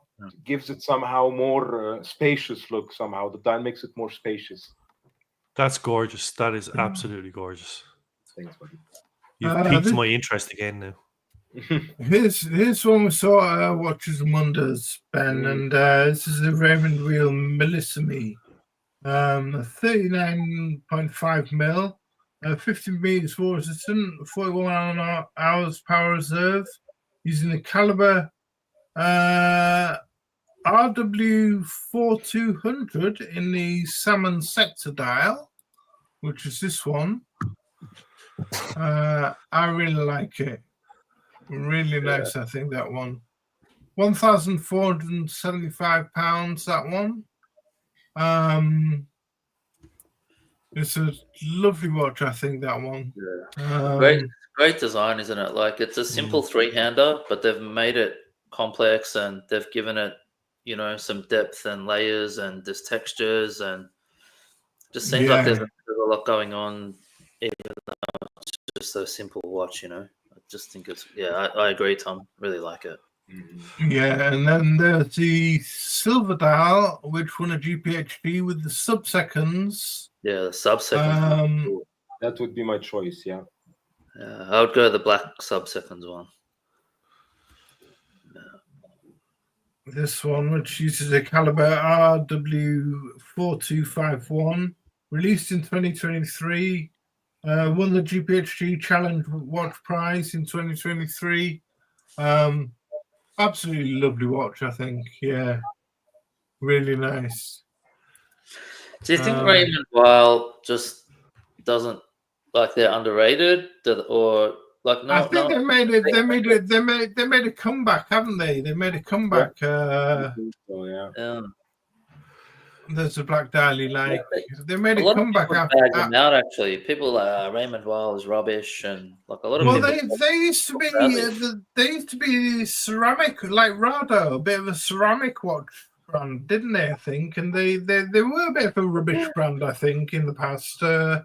People Yeah. ignored them, but they've really propelled themselves. I think they've got a bit. They've got screwed their heads on a bit recently over the past couple of years, and done releases like this. They brought this release to the fore, and doing good stuff. I think this watch in particular, the Melissa Me, I really like, and I really like it. Yeah. They were one of those brands, weren't they? Like Fossil or Festina. You go into any kind of high street jewelers, in the and Ray mall, Maville was plastered. Like you were going to get a quartz watch effectively. But I was going to buy one of these, Tom. But then Aaron actually put me off, because Aaron, who went to Wonders of Watches with yourself, Watches of Wonder, sorry, because he said it felt cheap in hand. Would you think differently to that? I got talking with, I think it was called Craig, who's the UK distributor, UK manager of Raymond Wheel, and he invited me over to Manchester to their head HQ, and I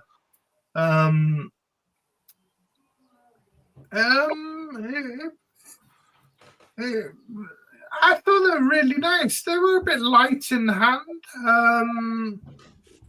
I think the movements are actually Salita based. The Raymond Wheel movements. I think they're Salita based. But I thought they were lovely watches. They do chronograph versions now. They do. I actually did a short when we were there of the Melissa. But would I buy one if I had the money? Yeah, I'd get one. What are they? 1,475 or 1,775 for the sub-small seconds. It's a. I don't know. I quite like the next watch that's coming up as well. Okay. So we'll get on to that one. Would I buy one? If I had the money, I might buy one. Yeah. This next watch is I really like another Nomos. The Tangente Date 42 hours power reserve.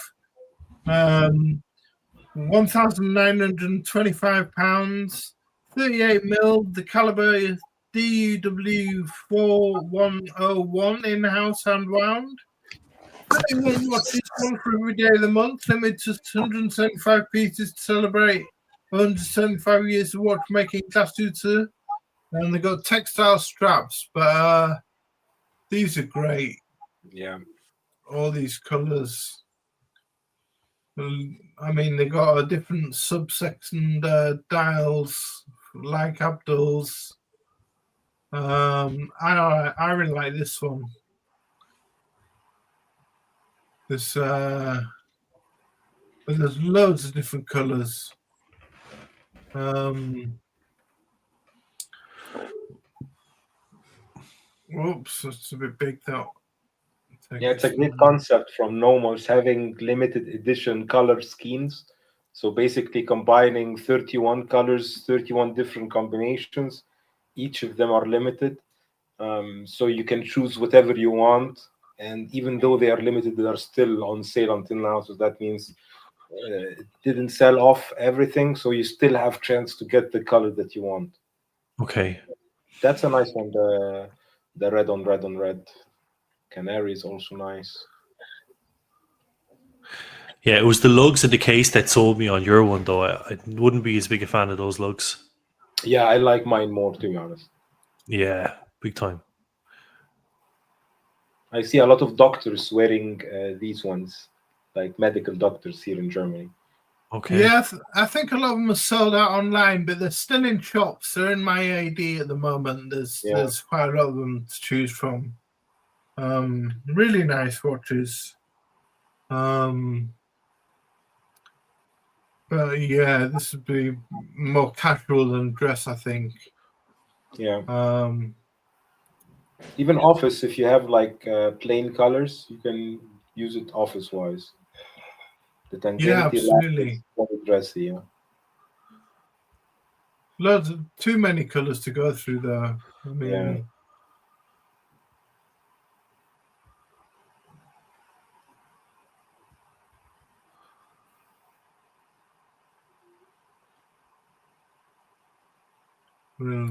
pink if you look for a pink one. Chili, it's called. Chili. That's sweet. Chili badger. Yeah. So yeah, there's the Mustang anti-date. They're just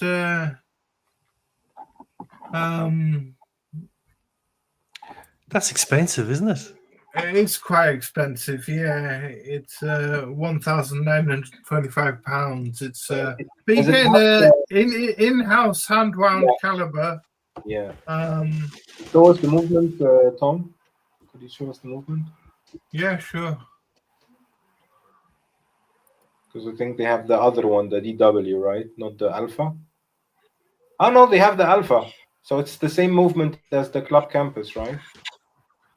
Right. No, it's the DUW. No, it's the DUW. Yeah, yeah. Okay, it's that's the DUW. Yeah. Yeah, real in-house movement. So that's okay actually. 500 euros more, or no, 800 euros more to upgrade to the in-house caliber. Is your one the Club Campus? Yeah, minus the Club Campus, it has the Alpha movement. The Alpha movement, okay. Yeah, basically, Nomos redesigned the Unitas, but it's just based on it. But this one is in-house. It's just from Nomos. Yeah.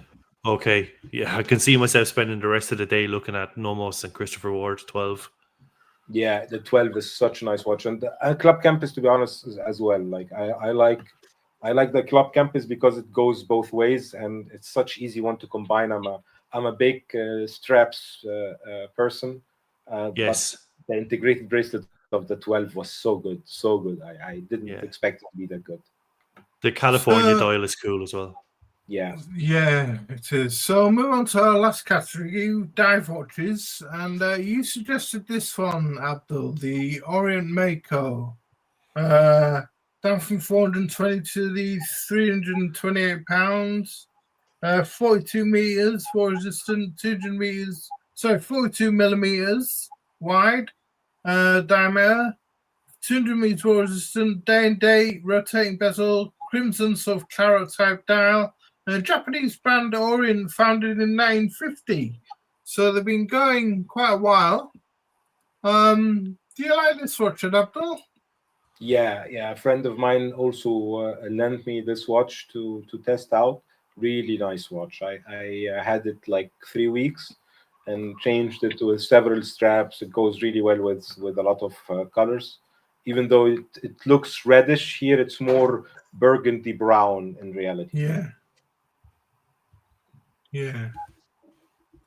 I don't know what I think of this one. I'm not so much a fan. I don't know whether that's because I'm being a snob and I'm being put off by the name, or whether it's because the color, or I think it's a bit of the former, to be honest with you. I'm not a big like, but just the design is just kind of just looks like all the other divers out there, right? Yeah. Kind of like the colors makes it a bit different, but besides that, I think basically there's so many dive watches out there that you could choose. Choose it's so hard. One. It's so hard. But this one was always one of the ones that, like, an entry level diver. And absolutely. So like the SKX and then the Kamasu and in the absence of the SKX now. Like for proper ISO rated diver, that's probably the cheapest option. Yeah, I would say so, Ben. But going on to Seiko, they've got a world of watches, haven't they? And this is the Prospex Turtle at £379, 45 mil, automatic Seiko movement, loom dots and buttons, day and date, crown of photoshop, 126 bezel. I mean, do you like the Turtle still, Ben?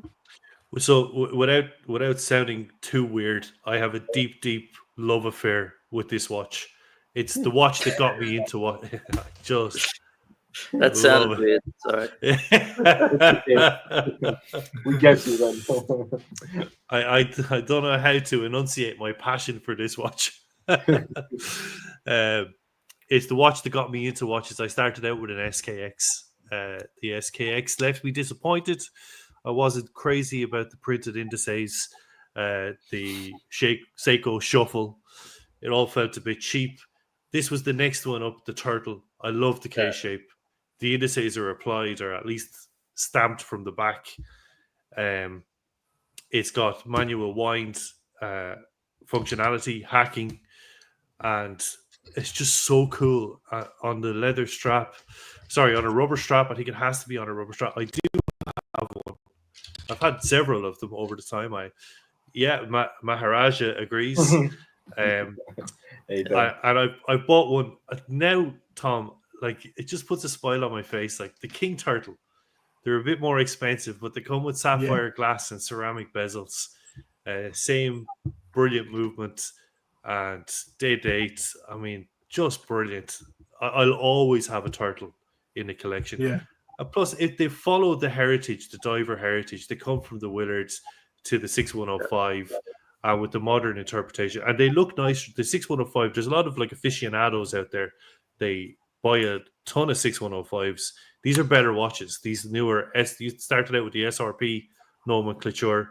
Now they're into King Turtles. I think it's SRPB.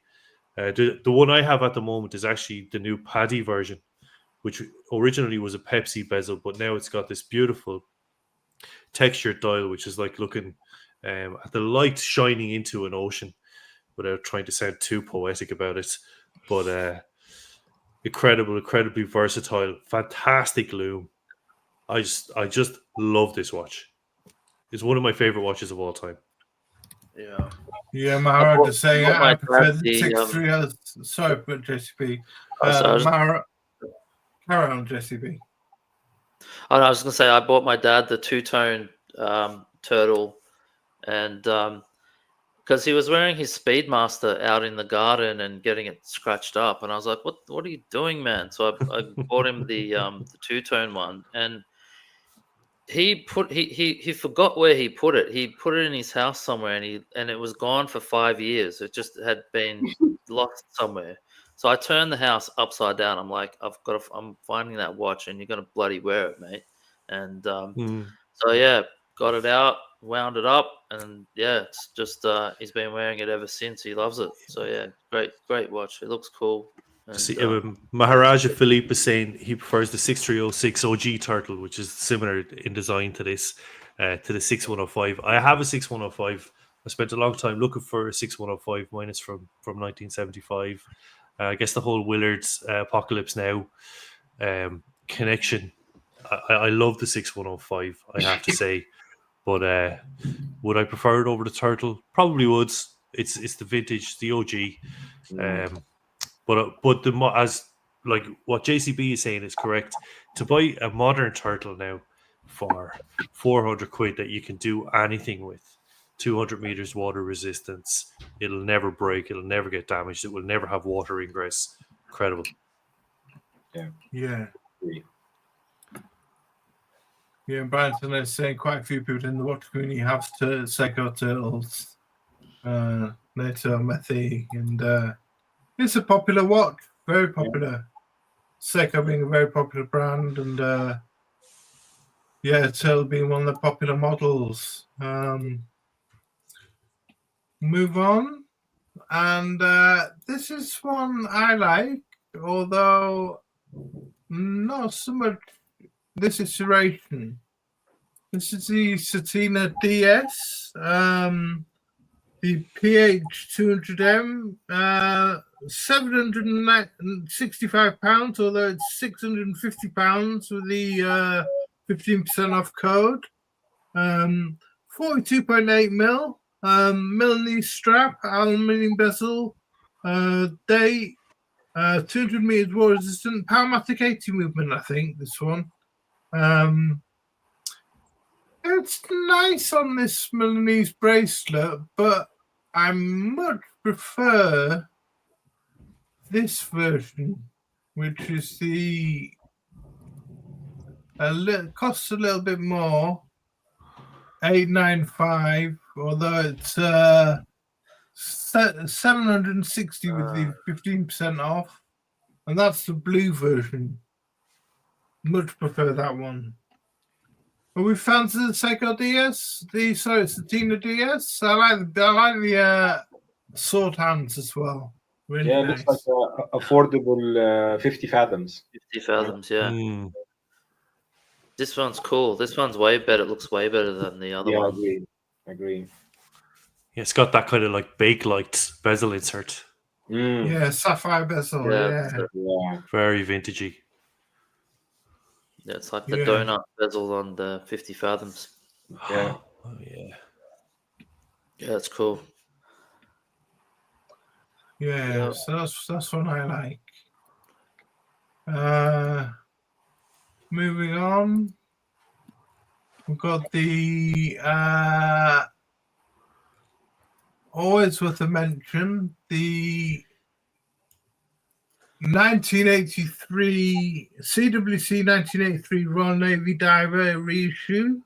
£899, 41 mil. Just on the 517 quartz movement on this one. Fixed strap bars, 300 meters water resistant. This replaced the Rolex Mill Sub, and was made from the 1980s to the early 2000s for the just over 20 years. Sword hands, textile nail strap, superluminova. T's on the dial for historical references and historical correctness. So it's no tritium, it's superluminova. And there's an automatic version for £1,000 or more, which is about £1,800. But I really like this one. It's a classic from CWC. You see there the fixed bars. It's nice, but for me, not for £800. To be honest, it's a bit too much. Yeah. It's a bit for a quartz watch. I see. I feel it. It looks cheap. To me, that looks cheap. Yeah. Yeah. It feels like you're getting like 400% profit.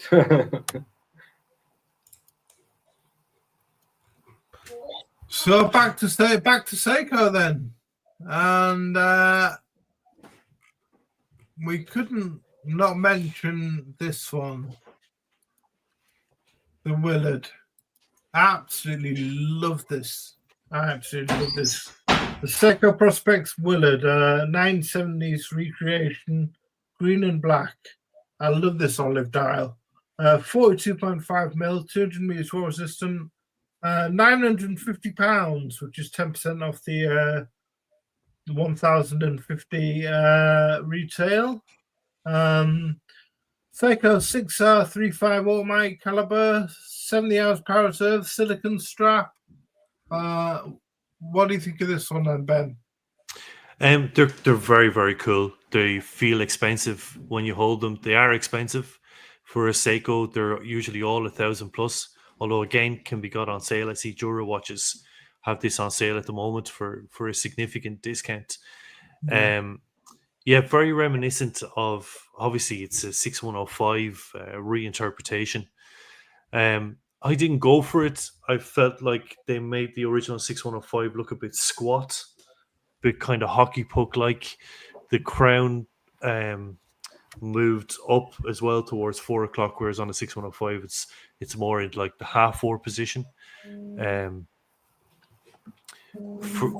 Because the 6105 was such an important watch to me, just in terms of just how I love the movie and I love the watch, I wanted to get the vintage one instead of the new one. Yeah. The only real way that I was going to satisfy my craving for that watch was to get the OG.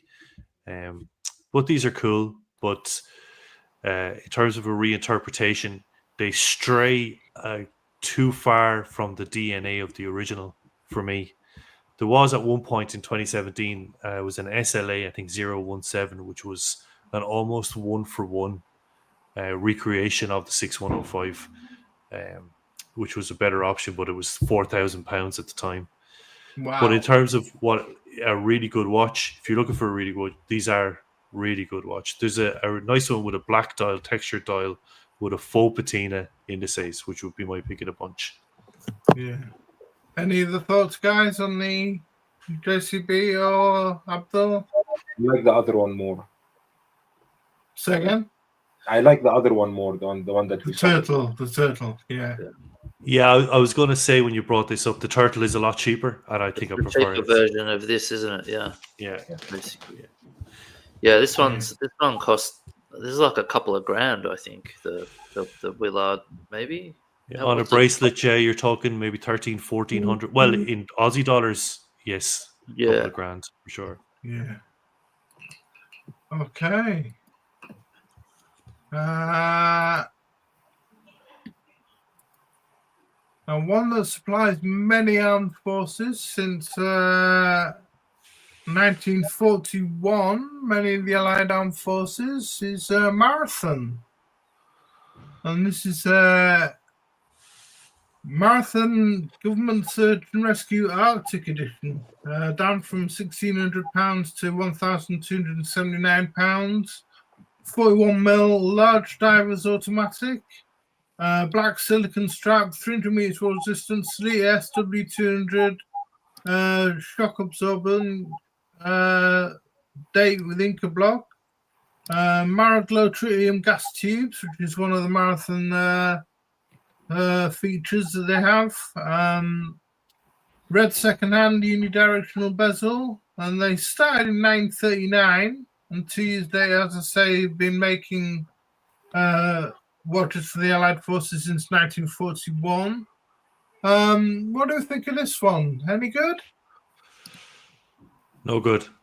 No good. Okay. Reminds me of the CWC. Yeah. Like one of the things that is indicative of a luxury watch or a nice feeling watch is that the dial is close to the glass, I think. And this one looks like the rehaut is too thick. A bit like the CWC. Yeah. Yeah, I agree. Yeah, I've never got into these Marathon watches. The crown is like, wow. It looks huge. Yeah. Fair enough.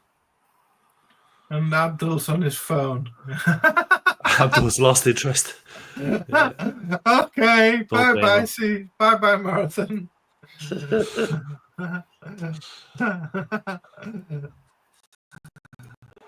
Okay, so Doxa. Now I got to look a bit of Doxa. £1,890. This one. I've also seen them for £1,795 and £1,690. 42mm, 42.5mm. Sorry, 1,200 meters. War resistant, cushion case, beta rice bracelet, unidirectional bezel with an integrated no decompression dive time calculator, using an ETA 2824-2 automatic movement.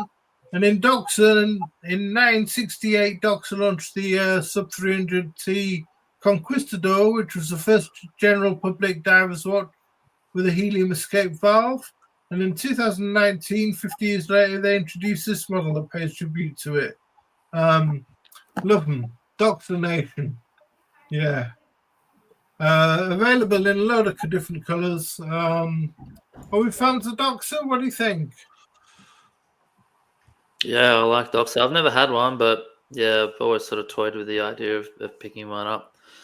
I think if you're going to get an orange dialed dive watch, it's got to be Doxa. Yeah. I reckon. Yeah, I tried on the Tiffany Blue one of these, and they feel expensive. They feel like the price. They're really well put together, very well refined, very cool watch. Yeah, very nice as well. Yeah, okay. Oh, Till Night's just leaving. Great show so far, boys. Thanks a lot, Till Night. Got to go sign out early. Good Peace night. out. Good Night, night. Till Night. Have a good night, Till Night. Okay, so we're just coming to the end. couple more. And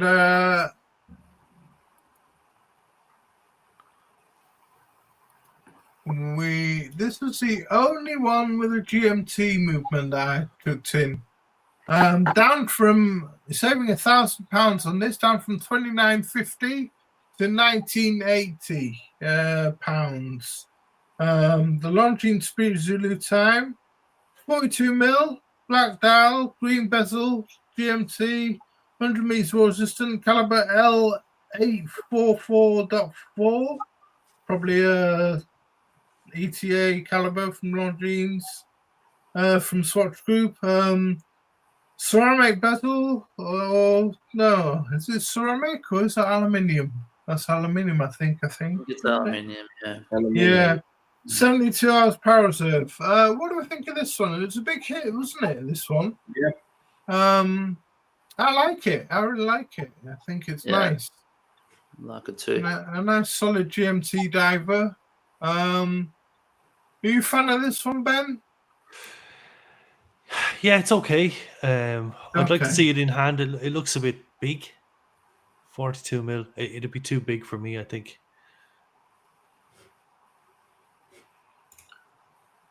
Yeah, the quality of the watch looks good in hand, Ben. It's a really, it's a really good looking piece, definitely. Yeah. Oh, Brent's saying that the 39mm bezel is ceramic. Maybe the 42 as well, then. Yeah. Okay. Cool. I'd like that in the 39mm now with the ceramic bezel. That sounds good. That sounds good. Yeah. I love the date placement and the Arabic numerals. Fab. Yeah. Yeah. Okay.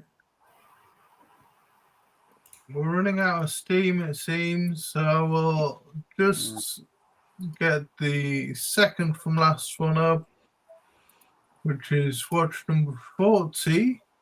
The Zinn U50, 41mm, German submarine steel case, H-link bracelet, tegamented steel bezel, 500 meters water resistant, crown and 4 o'clock, scratch resistant, pressure and temperature resistant to European diving equipment standards, and this is a Salita SW300-1, which is slightly thinner than the 200-1. This is £2,460, so getting up there. Zinn, we like Zinn, don't we, Abdul? Do you like this one? Yeah, that's an indestructible watch. That's one of these watches that looks indestructible, really. Like I saw it a couple of times on the wrist of people, and it just looks really like a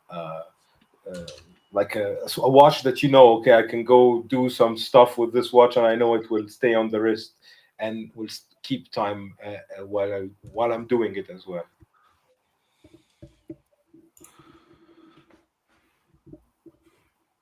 Yeah, the black. You like the black one?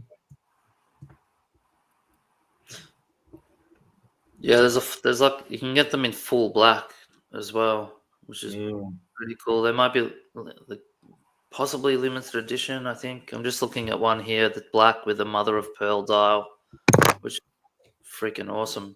It's really nice. That one is nice, really nice. And okay, last. Tim also owns one of those, I think, doesn't he? Yeah, I think he had an EZM. He had an EZM, didn't he? Oh, okay. Yeah, EZM 13, I think it was. Yeah, they do mad stuff with the steel and everything, don't they? Like tegimented steel, it's all reinforced. Yeah. So last watch, and the Tudor Black Bay. Whoops, stay where you are. Black Bay 58 blue. Now this is slightly over, but I'm sure you could negotiate the price to 3,000. 39mm fabric pass-through strap, 200 meters resistant, using the caliber MT5402, 60 hours power reserve. In 1958, when Tudor first brought out a diver with 200-meter water resistance, where it gets its name from.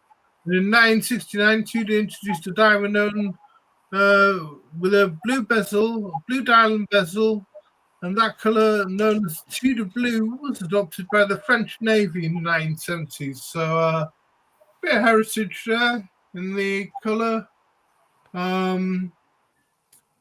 What was your experience of your Black Bay, Ben? What did you think to it? Well, I sold it in the end, but I don't know why. It's probably the best bang for buck in the watch market at the moment. Like in hand, these watches are just so well put together, unbelievable. They look more expensive than they are. They obviously, it's hard to put them in a Submariner category these days because they come with ceramic bezels and a lot of polish on the flanks. So the sub looks these days more like jewelry, but compared to a Submariner maybe from 15 years ago, it's much better, a much better watch, and exquisite really to wear on the wrist and in hand. Plus, they've come down in value massively. Yeah, They're a really good value at the moment. Yeah.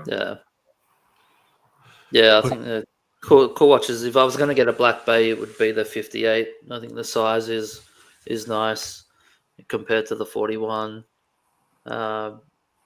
It's a cool piece. I'd probably go for the black one though. I think because it's got the gilt sort of colorway.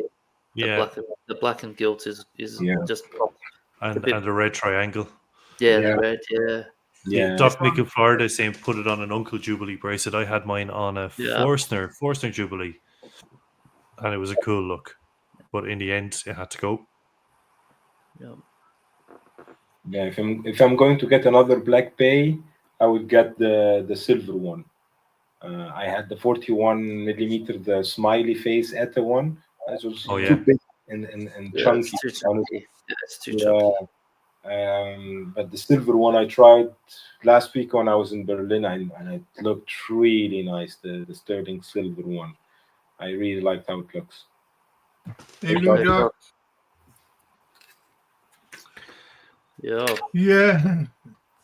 silver one is cool. It's like a blue nowadays sub. You're right. That's where it gets its. It's basically the same company, so Mason's saying if it's going to get a Black Bay, be looking at the 41 more ones. Well, apparently the new 41 is slimmed down a little bit. It's supposed to have a slightly better dimensions than the older one, so worth having a look at the 41 too. Yeah. So that was it, fellas. Just our sort of picks of some watches you can enter into the hobby with, or carry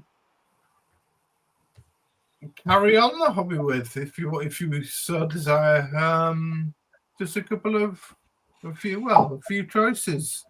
If you enjoy what we do, give us a thumbs up, please. And if you're not subscribed, please subscribe. Yeah, and thank you to my friend JCB, our good friend Abdul R Watches, and Ben from Wonder Watches. Check out his channel, the Wonder Watches channel. Thank you very much, Ben. Good friend. Good chat, boy. Good good chat. Good guys. Yeah, thanks for you guys for the preparation. Yeah, it was good to see the boys in the chat as well. Always a pleasure having you guys with us here with us. It's always fun. Yes, and thank you to the chat. Exactly, Mason one. Thank you to the chat. That's what you would do it for. And thanks a million. Thanks for joining us and for the comments. Really good. Yeah. Great show, guys. Thumbs up for the lads.